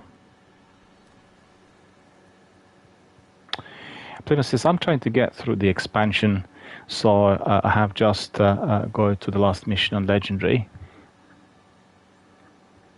But it's too hard at the minute. I don't think I have seen Pathfinder yet. Well, I discovered that today, sir.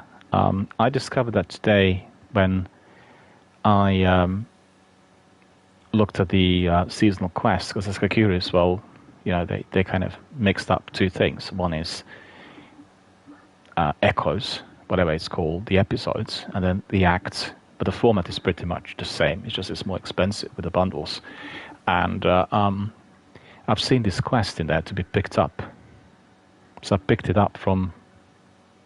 Did I pick it up from? I picked it up from somewhere. I can't remember now whether it was the War Table or Ghost or whatever.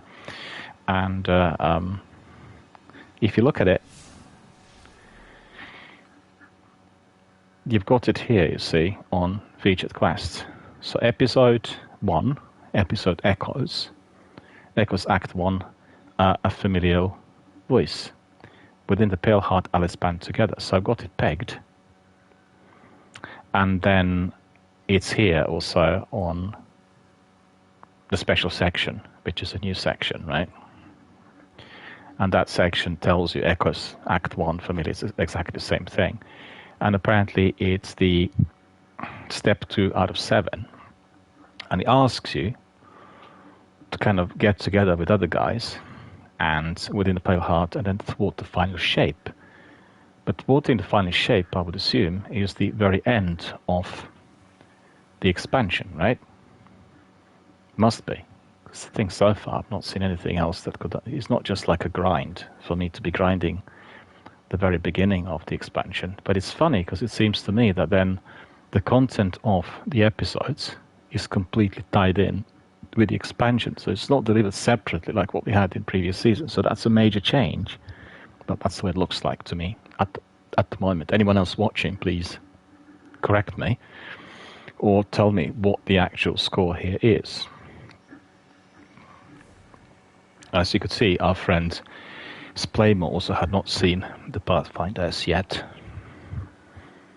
I think it's something to do with activity, and then once you unlock it, you'll have it.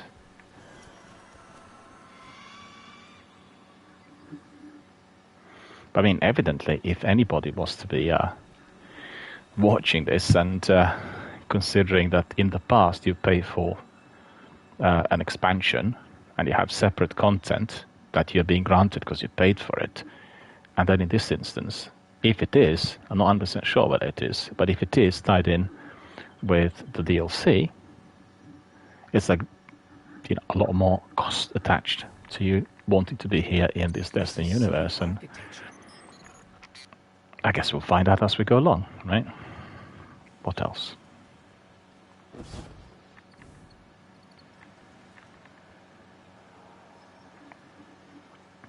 Bear with me a second, I just want to double check something.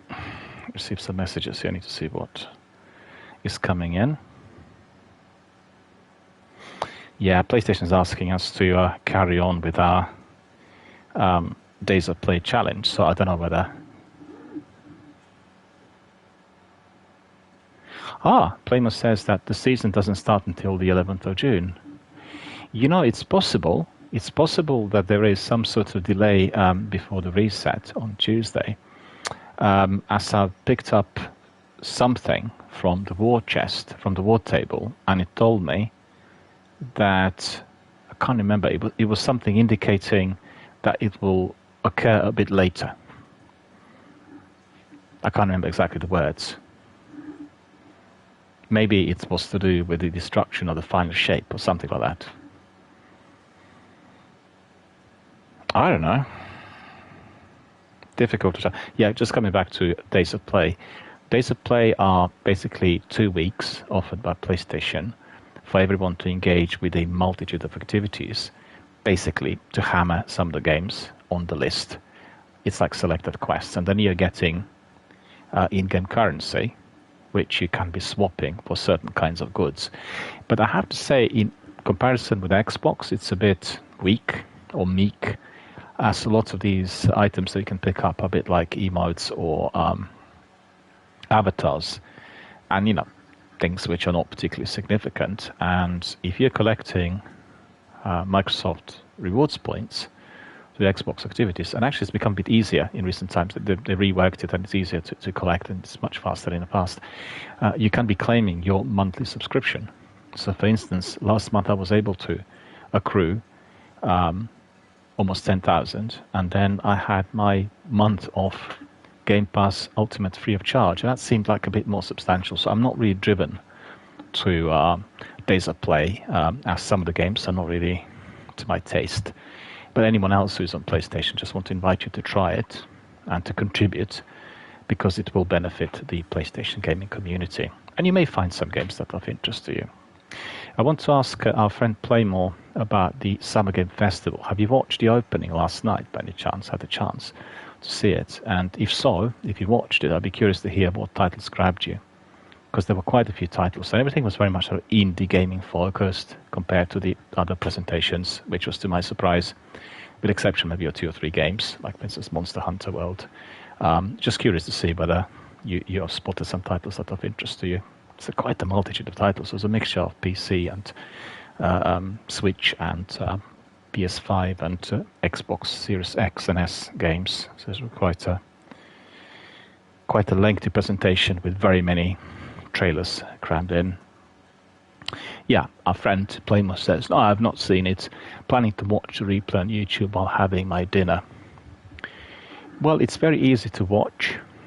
It's basically similar to the Game Awards with lots of different trailers, and he just says a few words before each one of them, in addition to a few guests that participate. So when the guests come to the stage, they probably need to turn the volume up if you're having your dinner. It's interesting. I mean, there are lots of interesting bits of information given to us, and the presentations from the development teams were brief. And it just seemed like a very big advert for very many titles coming out from different sections of the gaming community. But I was surprised, I've got to stress that I was surprised by the absence of the big developers, like the heavyweights. We had mainly indie presentations, and the only very big game is the Monster Hunter World from Capcom.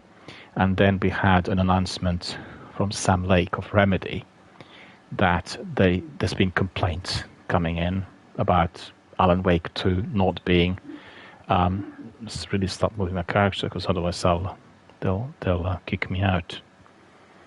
Alan Wake, the community members complained that there's no physical edition. And therefore he said, well, we are preparing this physical edition now for everyone, and it will be a collector's edition, but it's not an ordinary release. It's like a biggie that's going to be very expensive to buy, I think. Servants of the witness, they must be remnants from a conquered species.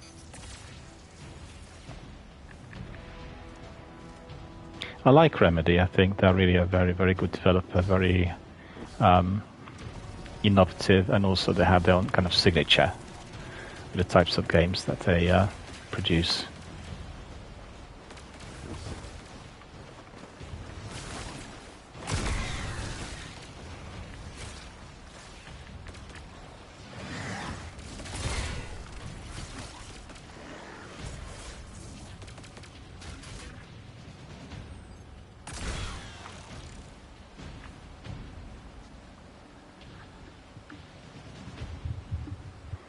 But I hope you find the presentation to be of interest, the one from last night. I thought... just a second. So I need to go up, probably. I forgot, I think it's up there. To the roof. And I go. Yeah, that's right. I guess lots of interesting titles, but just really surprising that so much of it is coming from the indies. And I think that the heavyweight publishers realize that investing in, Bungies and BioWares of this world is extremely expensive in the long term, so they want to kind of downsize and produce, get publicity for smaller titles that will be equally interesting. And obviously, smaller titles are equally interesting. It's all about the gameplay, isn't it, and the content. I think Xbox has been doing a great job in promoting indie developers already for a number of years on the Game Pass, and I'm delighted to see that. It just seemed to be slightly out of balance. That was my kind of gut reaction. The same way as people complained last December about Jeff throwing in so many trailers and having very little on the actual Game Awards side. So you had just announcements written on the screen about what kind of rewards, what kind of awards certain games were given, and the vast majority did not see on stage, compared to maybe the previous presentations in the past that he'd had.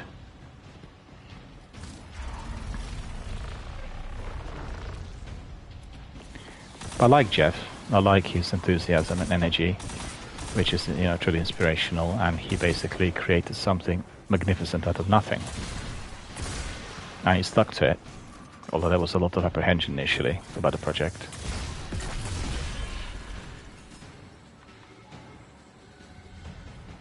I nearly forgot about Prismatic in here. I could have used it, but never mind.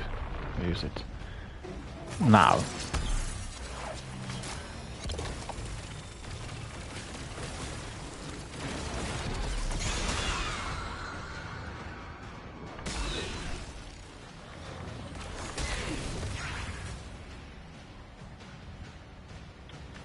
All of them have been destroyed.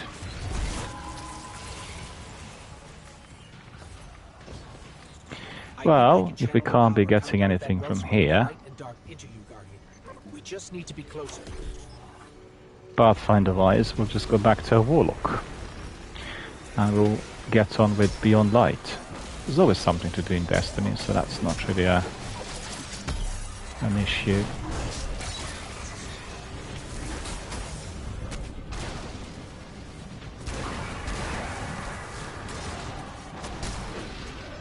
Come on! Guardian, get me to that glow spring of Paracosal power. We need it. Too many of these at once. It's a bit slow.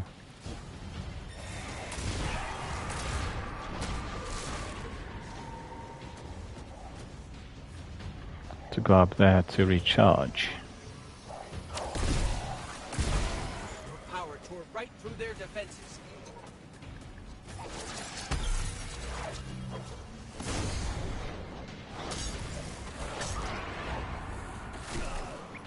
Ah! Why? I'm being, like, killed quite easy in here. Quite vulnerable. Why? Because I did have my prismatic on. Wonder what that is.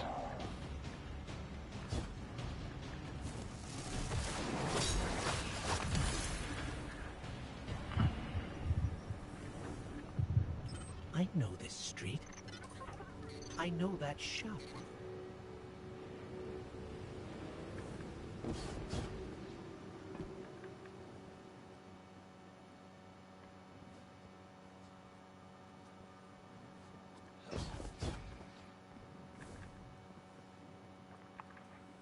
That's the tower. Not a lot of ammunition. That's our tower. Before Gaul destroyed it years ago. Wait. I'm picking up a Vanguard emergency transponder. It's faint, but it's not far from here. Someone else must have made it through. That's right. Someone else.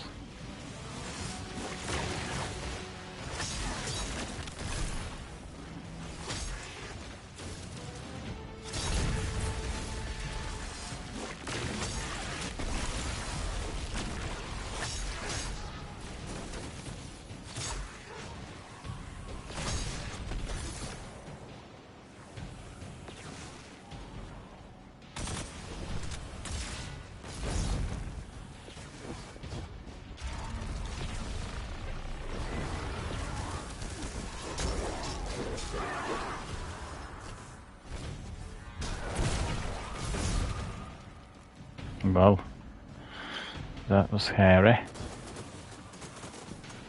Try this.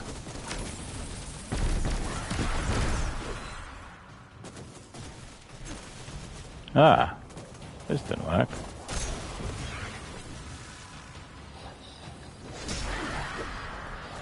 Finisher! That glaive's so powerful, honestly.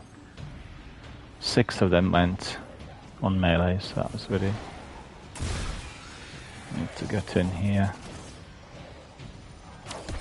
to get my prismatic. Where is he now?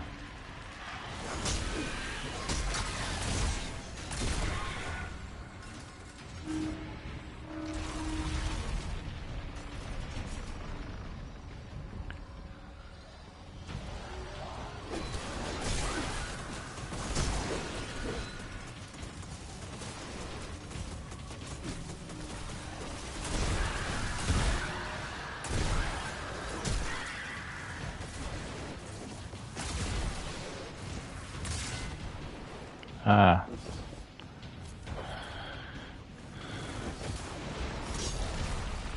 That worked reasonably well. Where's that ammunition? Ah, gone into the hole. Oh, that's terrible.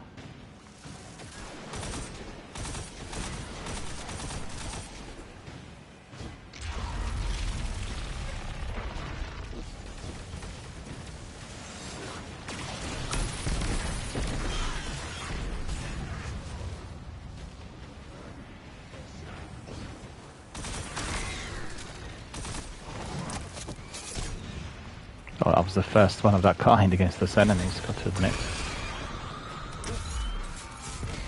Just do a bit more. Just good fun.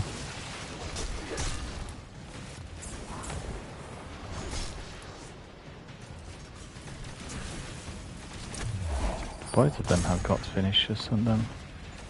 This one too. And this one. Where's it gone now? Because these ones are very fast. You got to be really fast to eliminate them. See that? Another one left anywhere.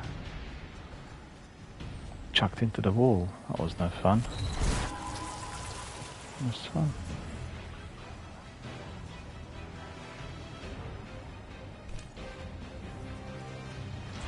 Yeah, more enemies.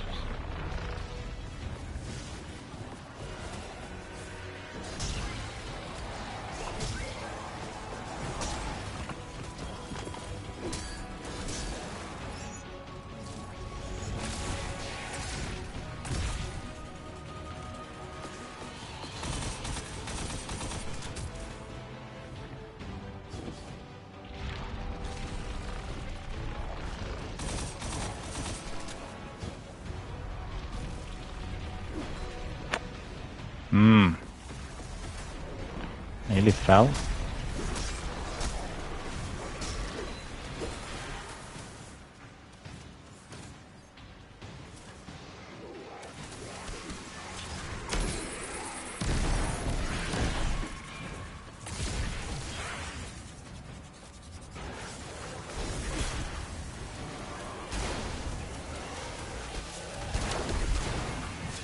Yeah, he's prismatic.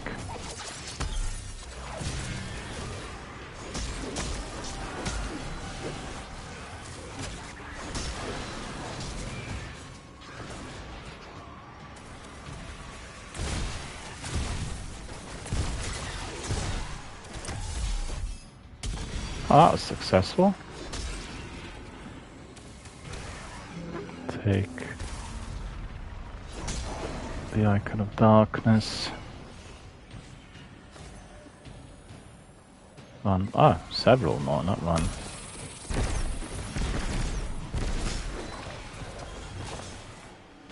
I like the fact I'm going invisible whilst I'm doing this. That's quite good.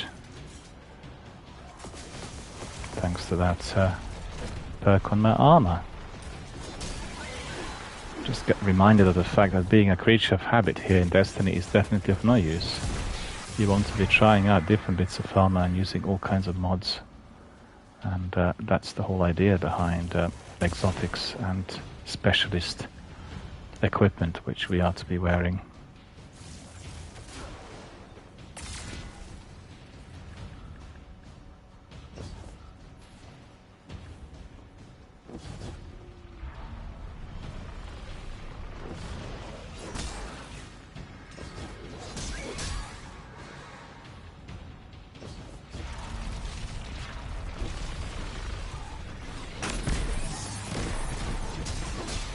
Oh, we have that beast in there.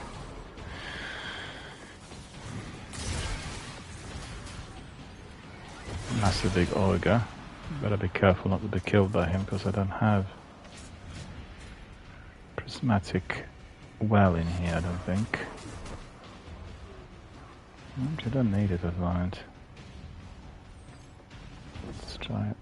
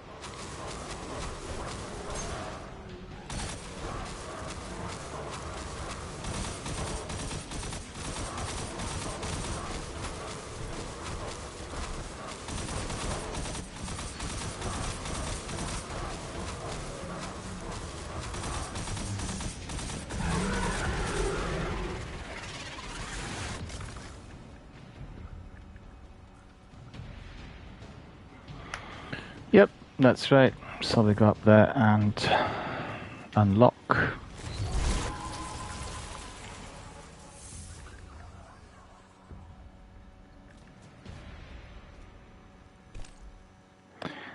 Just bear with me. I need to be away for 30 seconds. Be back in a second.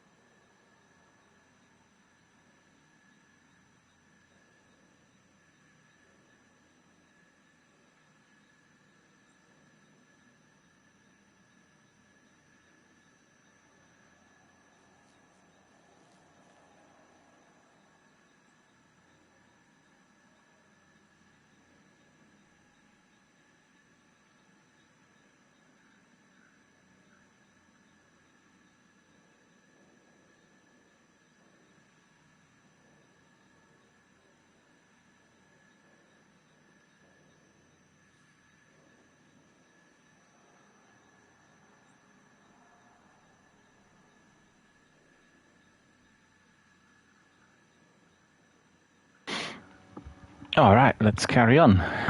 Let's see what's ahead of us.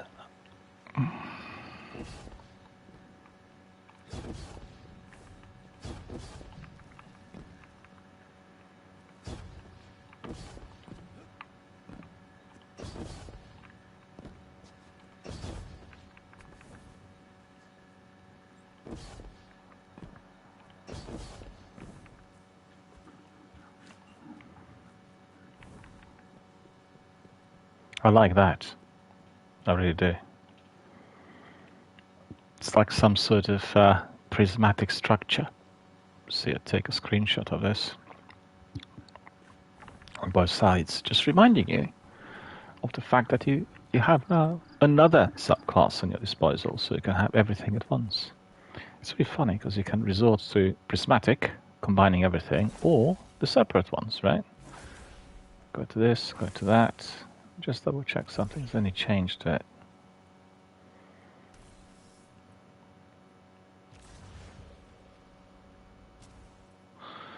Yeah, I mean, prismatic seems to be a lot more substantial, so I think most of us will be resorting to it. Yeah, but at the same time you can combine. You keep one of those as your main super. What's this? There's something. Guardian, watch out!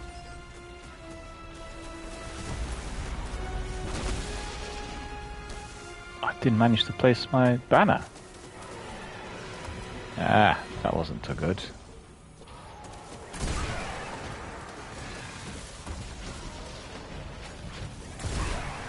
Because you definitely want that in order to regenerate your supers.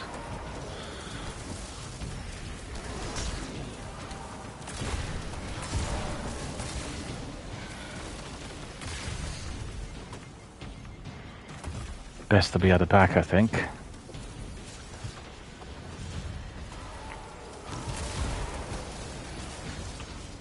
That big is freezing and then burning, and doing all sorts of things. I'm scared.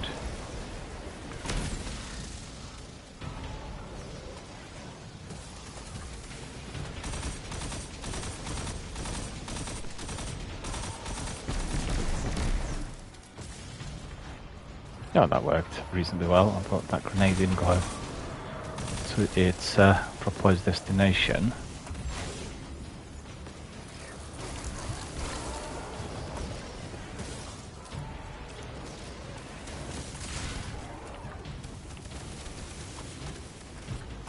You see, this is a good spot.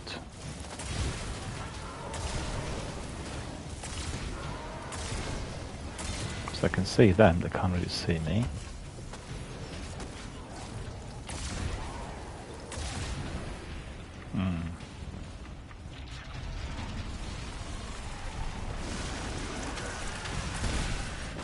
Ah, so we better get some of that. Some extra ammunition.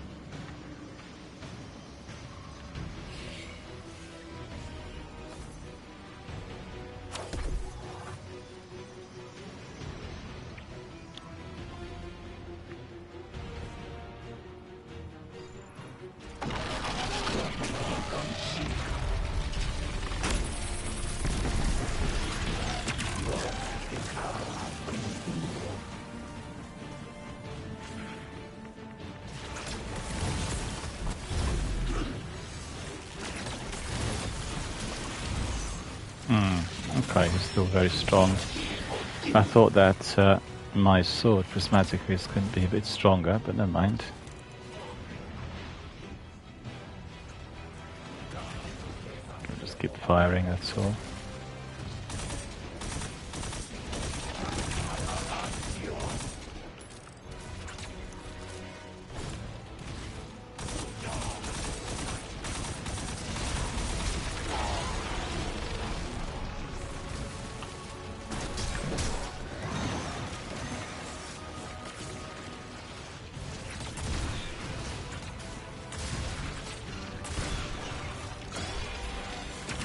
Well, you've got to be running if contesting these bats. Ah, he's gone.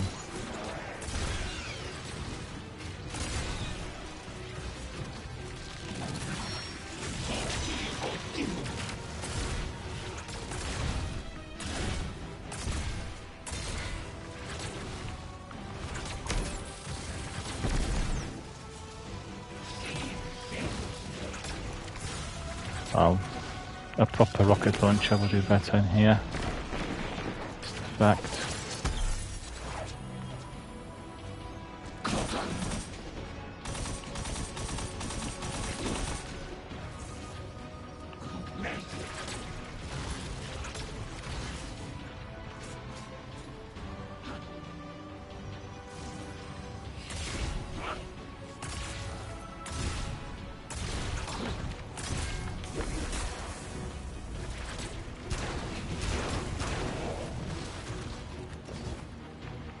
Get back to prismatic.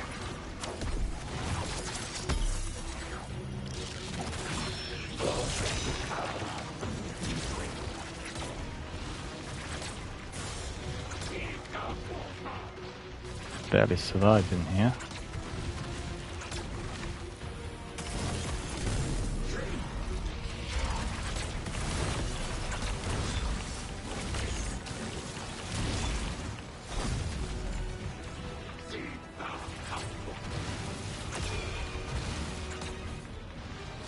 Don't want to be killed now, he's almost out.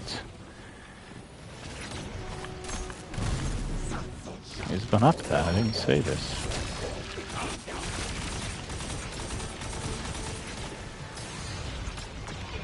To hide.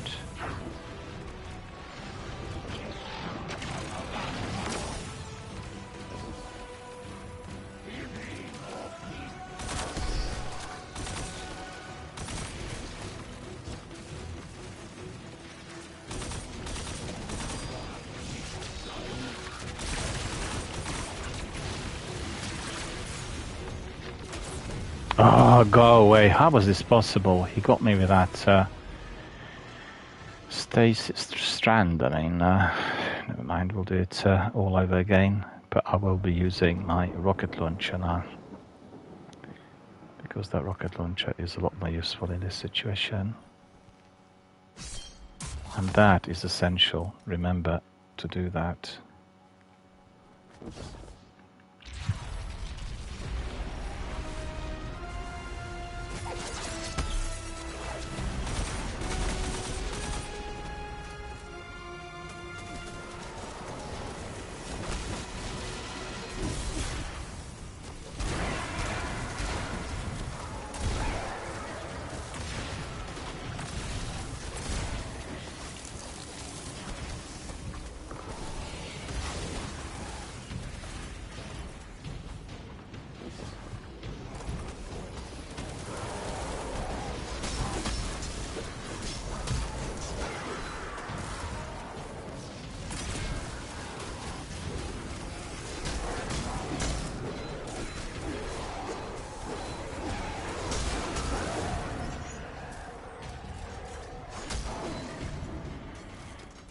God, this clave's loading rather slowly.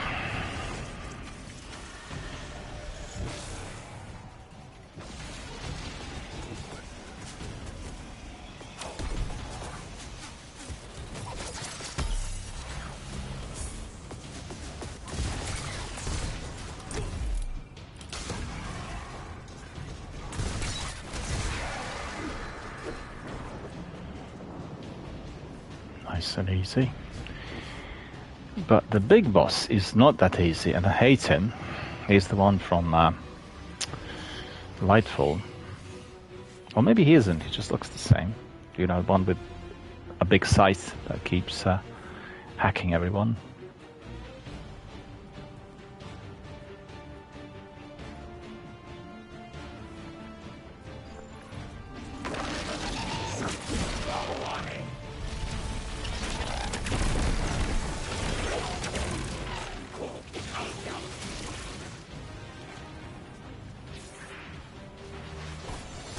Ah, that was wrong.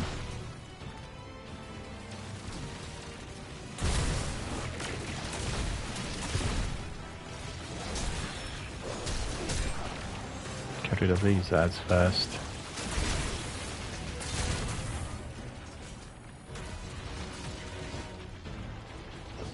Get back to prismatic. It's actually a good tutorial, this whole thing, you know.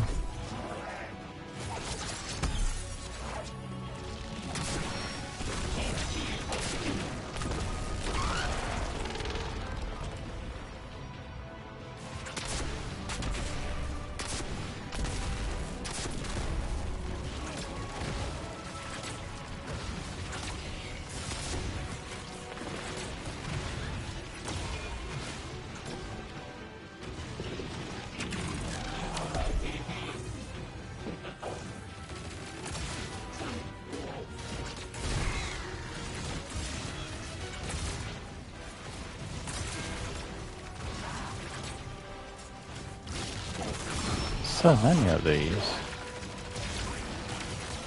No, no, no, no, no, no, no, no, no.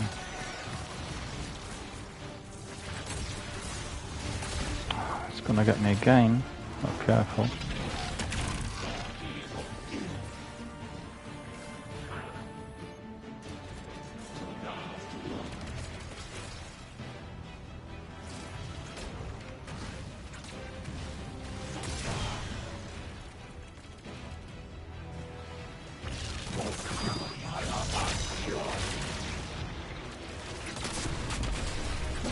Oh, go away. I should not allow myself to be so close to him. That's the trick. Ah, that is not annoying. I thought we were going to be able to do this quickly. Bear with me a sec.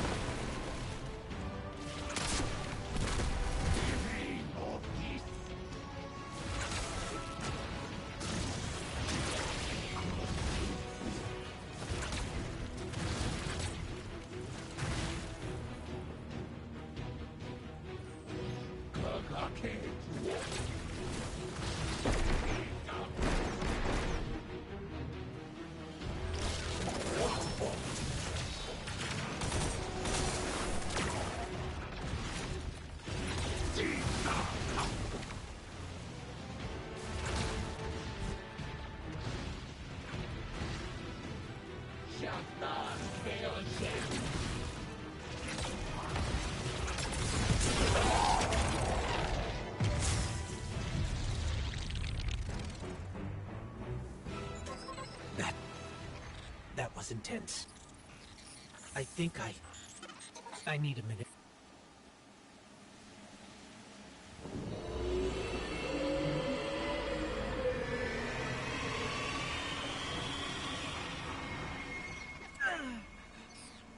The Traveler. It's hurting. I can feel. I feel it's...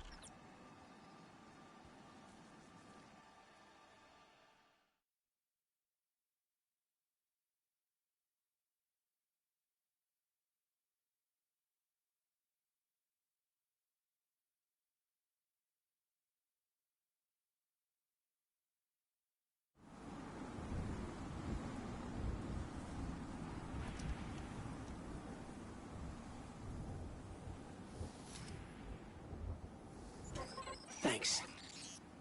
So, what's next? We're outmatched. We're alone, and what is that noise?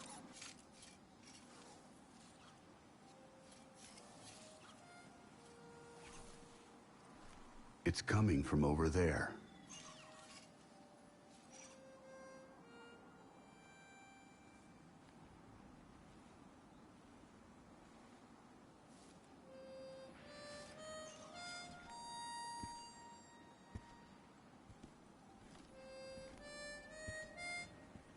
You gotta get better boots, Crow. I could hear you coming a mile away. Now, Aldrin. He could sneak up on a fella.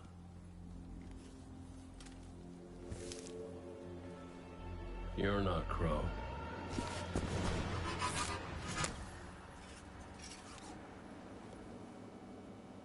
Well, I'll be damned. Cayde. How long has it been? A lifetime. The kid told me a few guns were on their way. Said the Vanguard would send their best. It's real good to see you two. I finally have someone to talk to about Crow's stupid haircut. Come on. I'm guessing you have questions. And I won't say I have answers. But let's talk.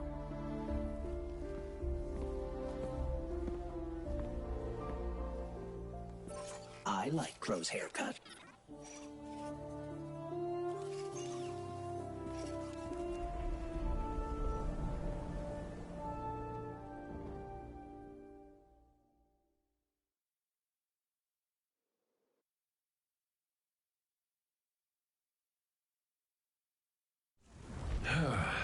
Where to even start? I died. You probably remember that. Not great. Partly my fault. Lesson learned. Let's not dwell. And after that, nothing. But not a bad nothing. A peaceful nothing. I think I felt her there too. My ghost. Sundance. She was part of me. Or I was part of her. Like we were two cards shuffled back into our deck, whole again. And then there was pain. Separation, something pulling me out. I woke up here in this body alone. No ghost, no way to use the light. And what could make this traumatic experience better than finding my killer waiting for me? But we talked it out because we're adults. He seems nicer these days. Yeah, pretty low bar, I'll admit. Because we got bigger problems. Bigger, weirder problems. Crow said this was all inside the Traveler, but I already knew.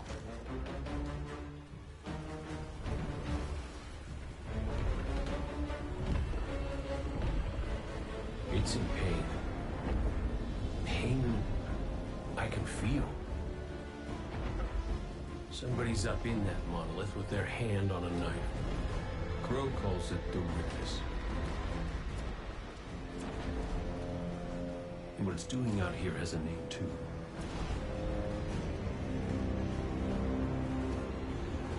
The final shape.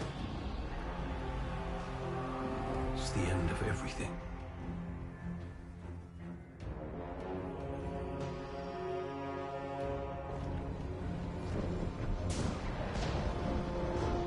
So I figure, might as well try to stop it.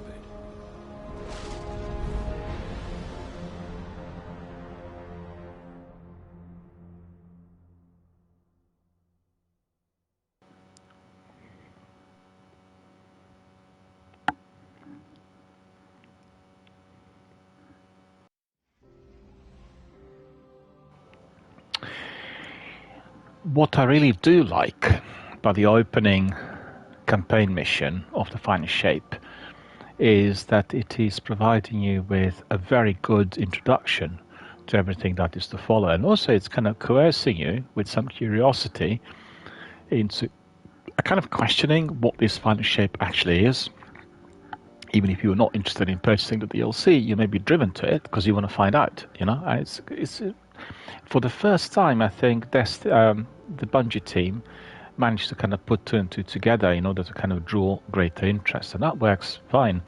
I just think it's a huge calamity that the release was plagued for 4 days, 5 days even, with so many technical issues. It's working fine on PlayStation today, but I've not had any feedback on the raid, which allegedly was to be launched last night. And I just thought launching it on the same night when you have Summer Game Festival, opening, introduction, presentation, and all that is just completely wrong. I don't know who was doing the diary for Destiny, but definitely didn't seem to be. It's one of the biggest events in the industry, and God knows how many millions of people were watching the presentation last night live on YouTube and Twitch, as well as doing co-streams and everything else. So, it just didn't seem to be right for me. Well, we learned from playing more that some of those parts of the game, like the seasonal content and Pathfinder, perhaps are not as yet fully unlocked. So that's maybe the reason as to why we can't see it anywhere. And I think the best way of doing this is simply by double checking what we picked up. Well, we did actually pick up a few things. Let me just see. 1936. Right, so that certainly can be increased. Pulse rifle, Nox perennial. We are a bit short of upgrade modules. Never mind, we'll leave this here for another upgrade. 28, and that's 34. Fair enough, we'll keep this one for the increase. And then Crux Termination, that's 28. Yeah, that's obviously very good for that. And did we get anything else? No, we didn't actually get anything else for the artifact to be unlocked. And let me see. 1913, 1917, 1919. Okay, so we'll get rid of a few of these. So that's not really substantial, but I'll just... No, actually get rid of that one as well. Probably pick up something better. Parade grips. And then we have 24. That's 7 and 36. I mean, 36 is quite good. We could actually keep this. And then I've seen somebody already reaching the level 2000, so they probably completed the Final Shape and then hammered the game within the last few days, which is surprising considering how many technical problems we experienced and also the number of maintenance sessions so far. So many people said it was more maintenance than the actual gameplay within the first 4 days, which I think is quite relevant. 37, that's fine, we'll keep this. 20. 33, so that's all very good. So we just need some upgrade modules basically, and maybe in order to do that we can simply go to the tower. Let's see if we can get any of these, and after that we'll briefly do Beyond Light on our Warlock. I want to check whether something else happened to... No, that's all intact. We've seen, it's funny, we can actually walk into European Dead Zone as it was, and then in the pale HUD you can see it's been completely obliterated. But maybe that's some sort of transformation or some sort of simulation of European Dead Zone. God knows what. Cosmodrome, let me just quickly have a look.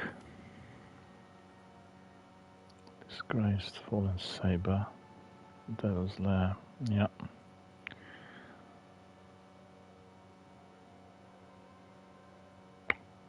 you get that chest piece. Okay, we'll do that sometime. And what else did I want to see? Season pass. No, we didn't get anything. Store.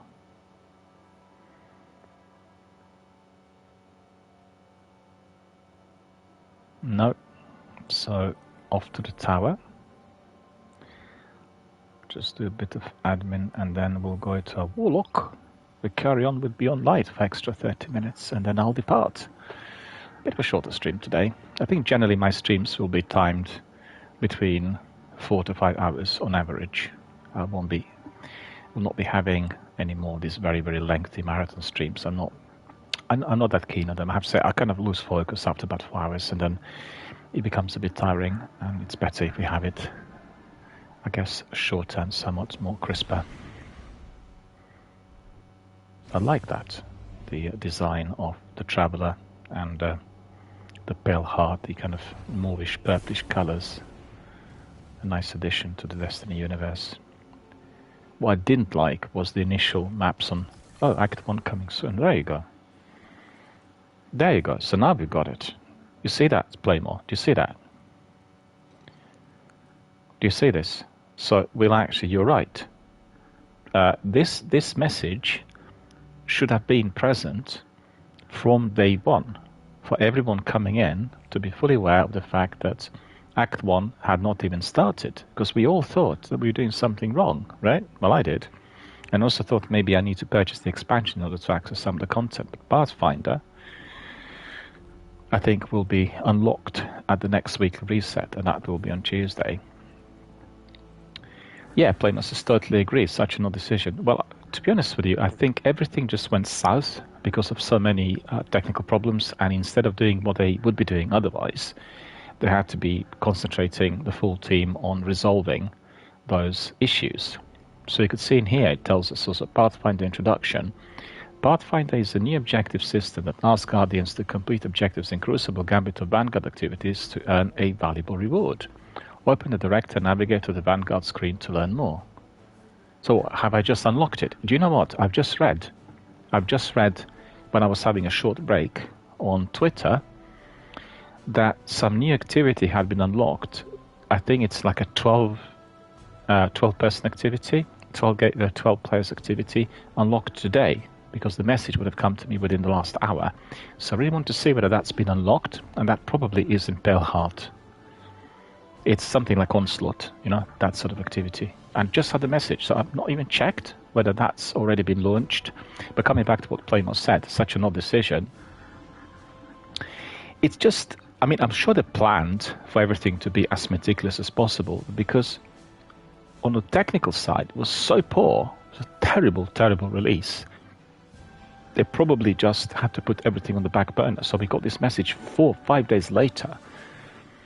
Completely wrong. That's the first message you should be getting, because many people probably would imagine that if they purchased a season, they'd be unlocking also the Act 1. That's just the logic of it. And I guess that people will purchase seasons irrespective of this. But it just made me question whether the season was aligned with the final shape, and therefore it was being sold as something like an add-on. You had to purchase both in order to progress. But in here it says something about Pathfinder, so we'll find out whether. I don't know whether I've taken a screenshot of this or not. We should be told, literally, on launch, that Act 1 will come a week later. They talked about the raid coming out on Friday, but, I don't know, it's just very strange. Open the Director. Nice. It looks like look at that. Look, it looks like the Pathfinder has been introduced. See that? Look at that, Playmore.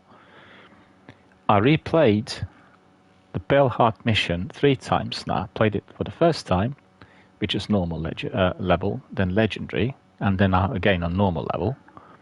And now I've just unlocked this Pathfinder by the looks of it. So I'm curious to see whether this is already active. Let me see. Pathfinder can be accessed via the Pathfinder node or by pressing this button on Crucible, Gambit, or Vanguard screen in the Director.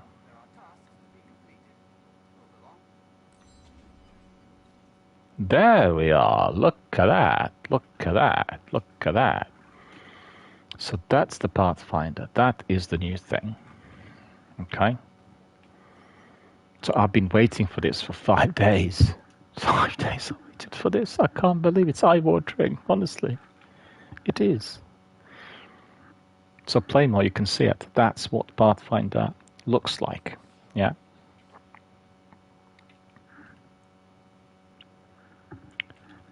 It is crazy. Yeah. I've spent last week every one of my daily news podcasts telling everybody about Pathfinder, because that's the biggest reworking of the game. That's like a skills tree, right? We didn't have a skills tree in Destiny before compared to other games, like Diablo, for instance.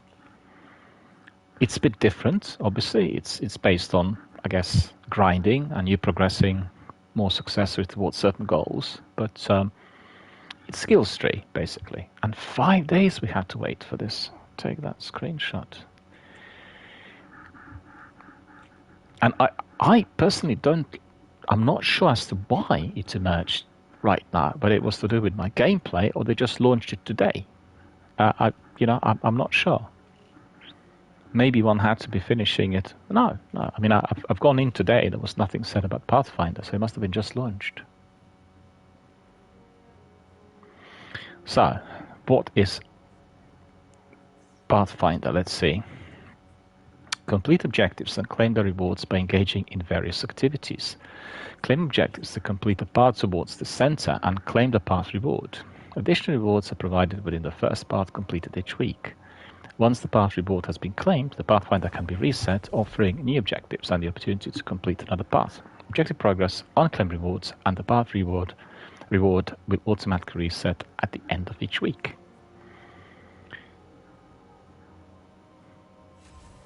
Playmo says the raid was completed a few hours ago, and that's the longest duration taken on a raid yet. I had a notification on Twitter as I was doing the stream that there was one team completing it for the first time. So that means they were grinding, from last night. They launched, 6 or 7 o'clock. They must have been grinding it all the way. So I think, to be fair, if you're coming to the end of the saga, if you're defeating the mortal enemy of humanity, which is the Witness, I guess it would be expected to be extremely difficult. But I'm wondering whether 19 hours of gameplay to crack the raid was to do with the difficulty in eliminating the Witness per se, or whether it was to do with any additional technical issues that could have been actually plaguing the completion. I've not seen any feedback as yet on Twitter. I'll have a look at it in a minute, but that might be also the case. I don't know. Many people complained yesterday and day before about the maintenance, and they said, well, the maintenance was launched so many times unexpectedly within the period of 4 to 5 days, and obviously interfering with streams. Every streamer had to then end the stream or just watch the menu screen or whatever, the error messages, like myself, several times in a week. And many other people obviously very annoyed that as they were about to get something with their progression, everything crashed and therefore they had to replay it. It's not a big issue when you have to replay. We do that all the time. But you don't expect that to be happening at the launch, particularly if you paid $70 for the game. And, it's just... I think it's important for the leaders of the industry and people who are working at the very top of these companies not to become belligerent and arrogant. They need to understand that it's us that are funding the shareholders. Do you see what I mean? The gamers, we are the patrons. And I think with big companies today, considering that they have access to global markets, they forget that. Frequently I remind people at Tesco's and Sainsbury's, well, if we all decided not to go there, the company would close on the spot the same day because they would lose shareholders and they would go bankrupt. You see what I mean? And it's in the same way as you'd say factories, or even the game development companies. They just do not seem to understand that without the workforce, there's no game development company. Or there's no factory. There's no factory without workforce. And anyone who is basically part of the workforce will tell you, well, we are not treated fairly. And I think us as gamers, people who are investing, I mean, just try to think, 10 years of Destiny, all kinds of things we purchased from Bungie over the last 10 years. It's a sizable revenue. For some people, it exceeds a few £1,000s. So, imagine a couple of million people investing that amount of money in Bungie. It's a sizable revenue, and that needs to be respected. Anyway, let's have a look at Pathfinder. I want to see and read a bit about it, because I'll be ending my stream at past, so it's about 20 minutes still to go. So the goal of Pathfinder is to form a path of connected objectives from left to right and claim the engram reward. So basically you're collecting these and then you get the engram. Any Pathfinder objective can be progressed at any time, but may only be claimed when connected by a path. Okay, so let's see how this works. So in here, sniper rifle culmination. So it's asking us a specific task in Crucible, Gambit, or Vanguard playlist. Defeat any target with final blows from sniper. Right, so that will be grindy. Okay, so the next one, and that's 50, not 1, but 50, right? In Crucible, Gambit, or Vanguard playlist, generate orbs of power using abilities or masterwork weapons. Right, so that's not too difficult. Sword culmination. In Crucible, Gambit, or Vanguard. This is just a Crucible, isn't it? No, is it? Just a second. Sniper rifle.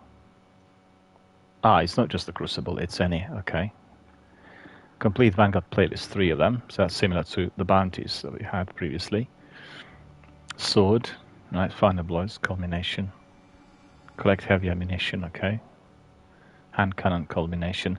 Well, I think what really is good about Pathfinder is that it is kind of drawing you to play the activities that otherwise you would not want to do. Or you just skip. I've not played Gambit ever since they left it to, 1 match per game. So, and then there is an incentive. You'll do it because you're getting something in the end. So then that's definitely a concept that will make people grind, I guess, with more meaning. The only difficulty there is when it comes to your rewards, are those rewards are going to be sufficient? When somebody is grinding all these activities and it comes to that engram, is that engram going to be providing me something amazing, or similar to what we had in Into the Light, where you were getting 100 or 200 Elsys rifles?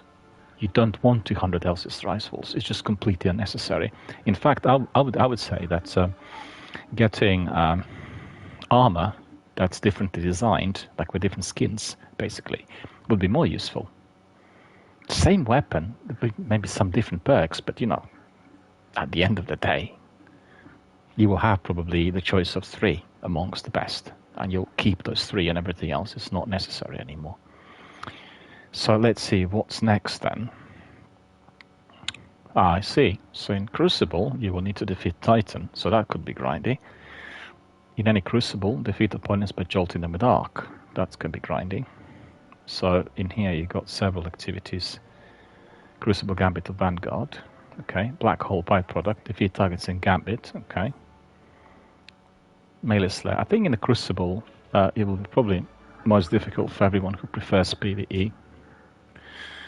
It's quite difficult. But at the same time, if you're just really wanting to complete that particular task, you will try to use melee continuously, and so it probably will enable it to a degree to be easier.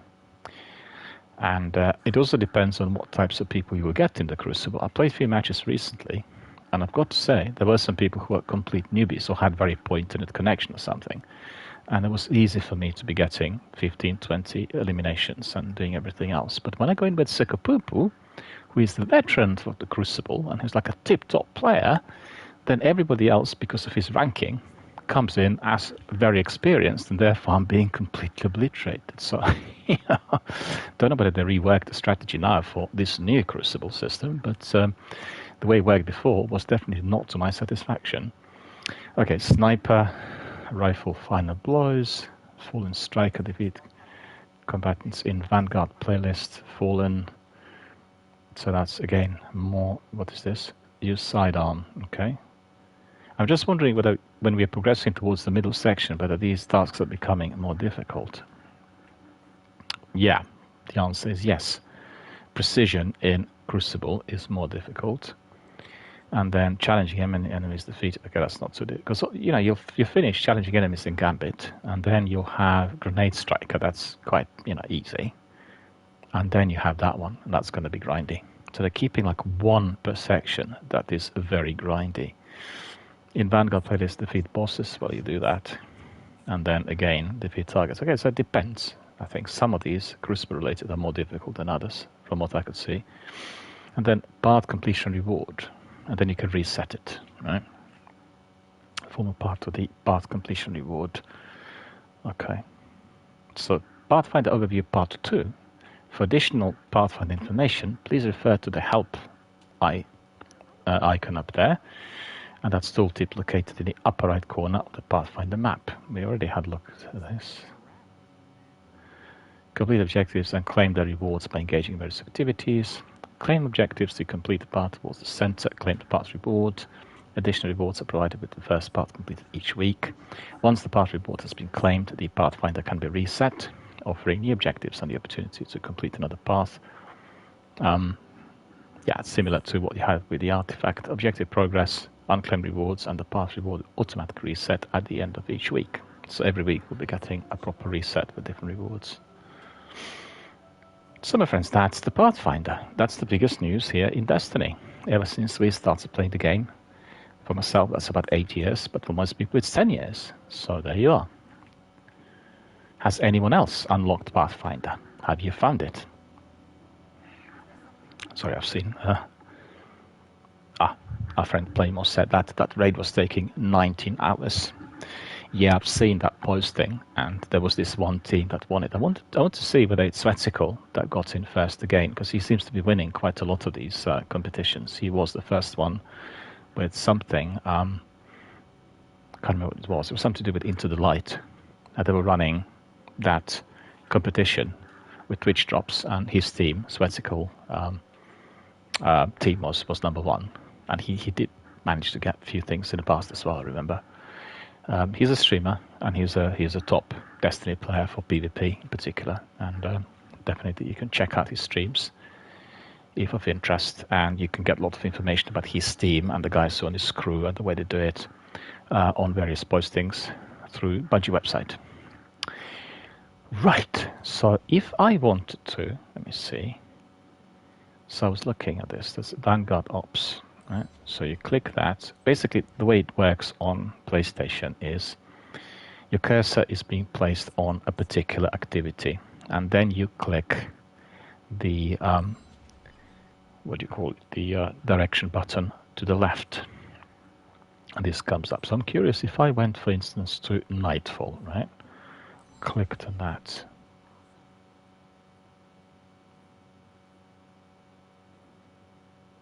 Yeah, I think that's identical. It's identical. They can change, you know. They can change for the Pathfinder, be different for various activities. Grandmaster difficulty will open June the 25th. Again, it's the same Pathfinder, I think.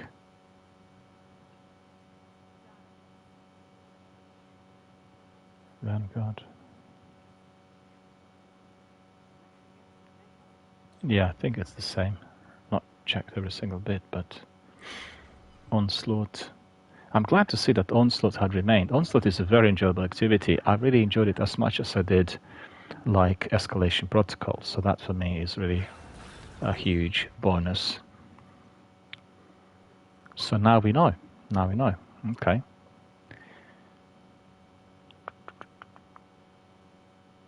Let me just quickly see if we have enough time to finish. What is the time now? Because I need to end my stream at past. It's 14 minutes.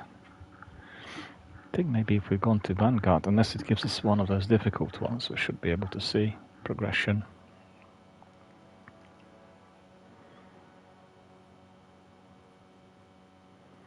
It's a sword.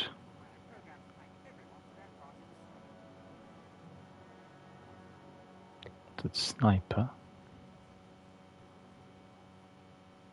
Oh, orbs.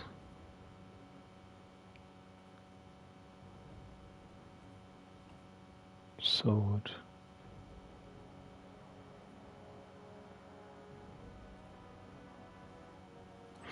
Let's try that then. Now what's this? Ah, in here you got another icon.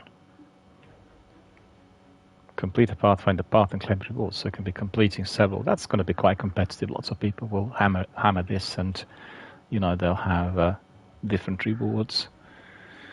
So that's making it very competitive, I think, for everyone. So it's an astronomical instrument, guiding guardians of the treasures of the cosmos whilst allowing them to define their own journey. Prime engram, bright dust, enhancement prism. So that's useful. It's a good rewards. And that is if you have completed one and then topped up by several other Pathfinders. Just very quickly see. Let's try to finish one. Let's just try to finish one quickly. We'll go for Vanguard. And I think what was there that I was to be using a sword, orbs of power.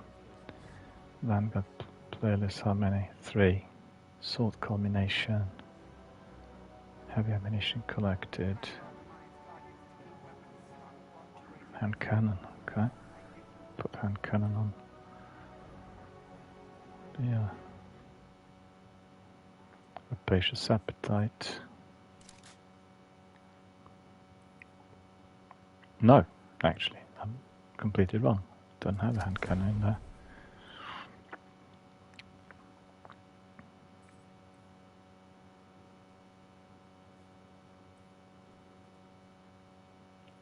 A new ship. Sundarish experiments. Look at this. Ah. Oh, that looks like an enemy ship, would you not say? Not particularly pretty. Okay.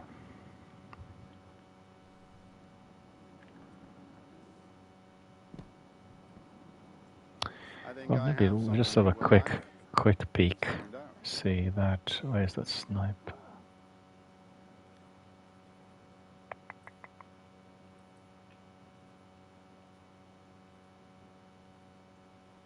This one. That's a bit tricky, isn't it? Hand cannon. Sniper. And sword. Okay, let me try then one of those quickly, see whether we can finish it in 10 minutes. We'll go to destination. Vanguard. Standard we'll go for already. 1945 and 1916. Ah. Maybe a bit difficult for me then. We'll see.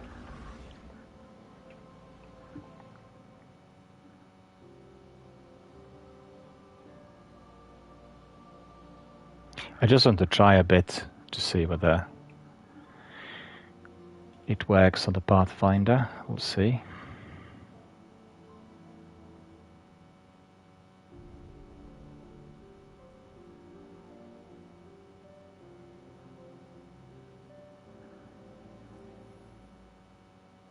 I'm being slotted into somebody else's strike by the looks of it. Doesn't matter, that's fine. So we don't have that much time today for anything extra. But I'm glad that after 5 days I discovered my Pathfinder, because I wondered what happened to it. I talked so much about it on my podcast and then, you know, nowhere to be seen. So a bit odd. Yeah, just like I told you.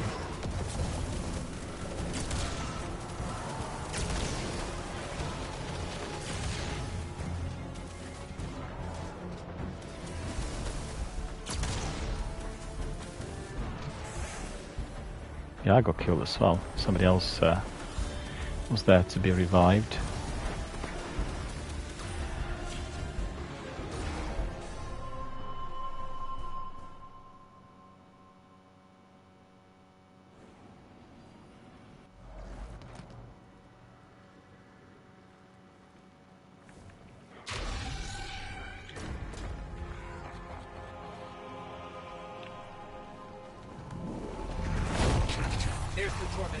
Let's take it out.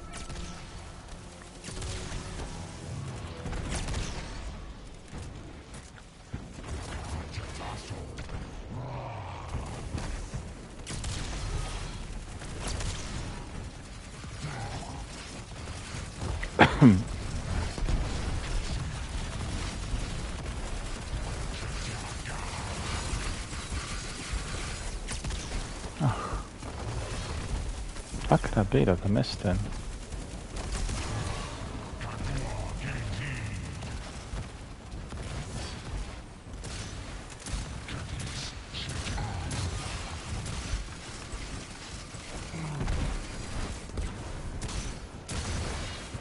Yeah, that's not going to be very good, is it?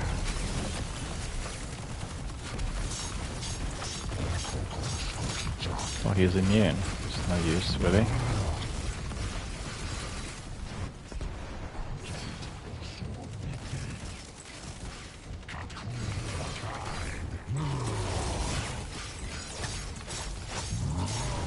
It's completely immune.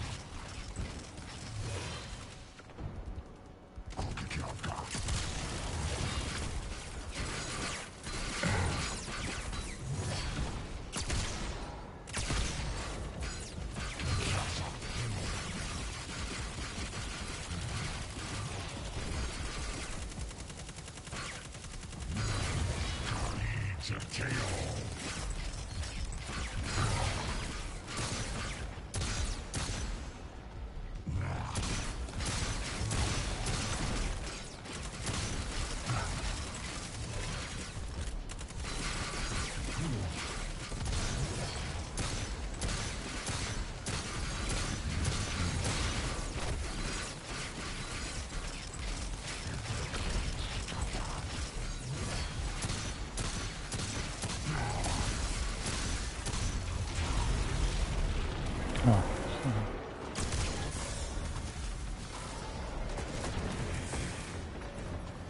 Yeah, I got killed by something.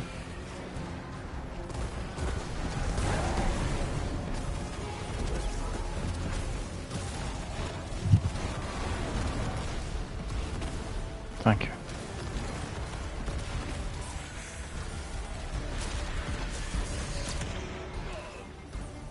I'm dying immediately. That's probably because I'm so low power-wise.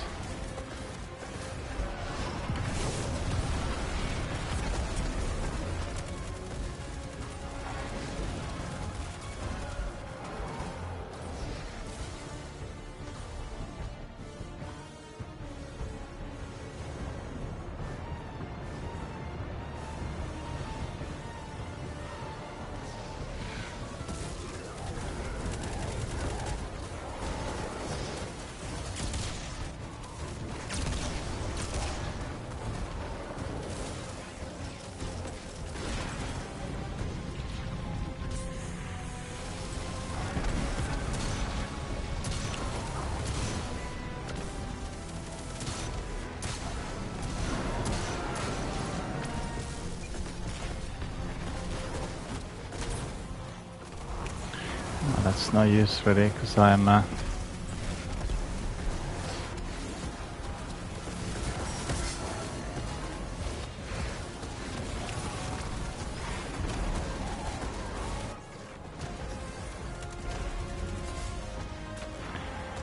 don't have enough power, basically, to be in the strike. The strike is turning out to be more difficult. So let's just have a look at Vanguard, and let's see what the Pathfinder is telling us. Yeah, so you can see these grindy activities: sword, hand cannon, 6 out of 50. So that's a bit like a bounty, really. And then in here, we're getting sniper kills, 16 out of 50.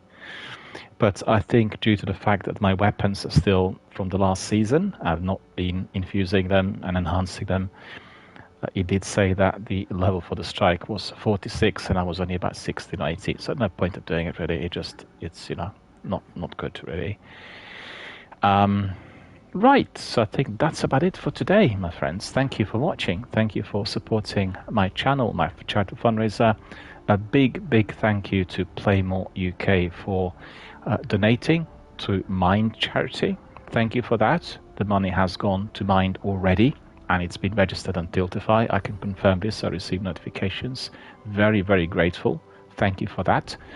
And I hope that other gamers and other community members will follow suit and look up to Playmore, with this initiative, contributing and donating. But also, if you're not in position to donate, you can simply share, follow, spread the word, spread the news, make sure that other people in your gaming community, Twitter, Discord, Facebook, any other social networking platform, get to know more about Mind and the campaign, and that therefore you'll be helping us tremendously, because we want to spread the word, want to attract as many people as possible. And as I said, 6 months, for the campaign is a lengthy period, and hopefully we'll get to that £500 number.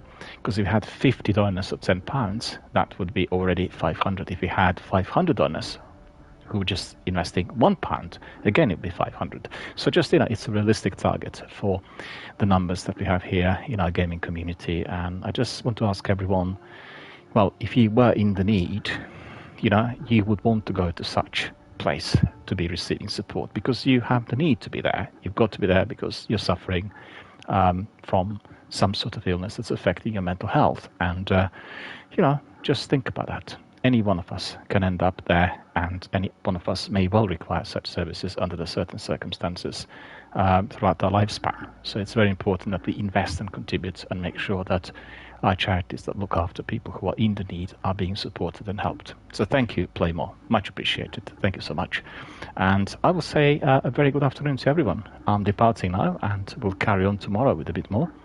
And I'll try to have my regular daily streams of Destiny now with the new expansion and everything. But I'm still battling Twitch with OBS, and the stream's not recording, so I was not able to give you the podcast this week as usual. And I'll try to record the backlog tomorrow. So tomorrow will be like a few of these podcasts, which will be, I guess, for 2 or 3 days joined together. And I have to also reflect on what's happened yesterday with Summer Game Festival, which is today already overdue. I was to be doing it today, but as I said, I think what I'll do is I'll just record them offline and then upload them to Twitch, because I don't want to have a situation I'm recording something which is not possible to repeat, like original content, and then it's not recorded. It's just really, and Twitch have provided me with no assistance whatsoever. Anyway, thank you all for watching. Thank you for supporting the channel. Thank you to Playmore for contributing and for donating to our charitable fundraiser for Mind. Thank you all, and have a very good evening, and I shall see you all tomorrow. Take care.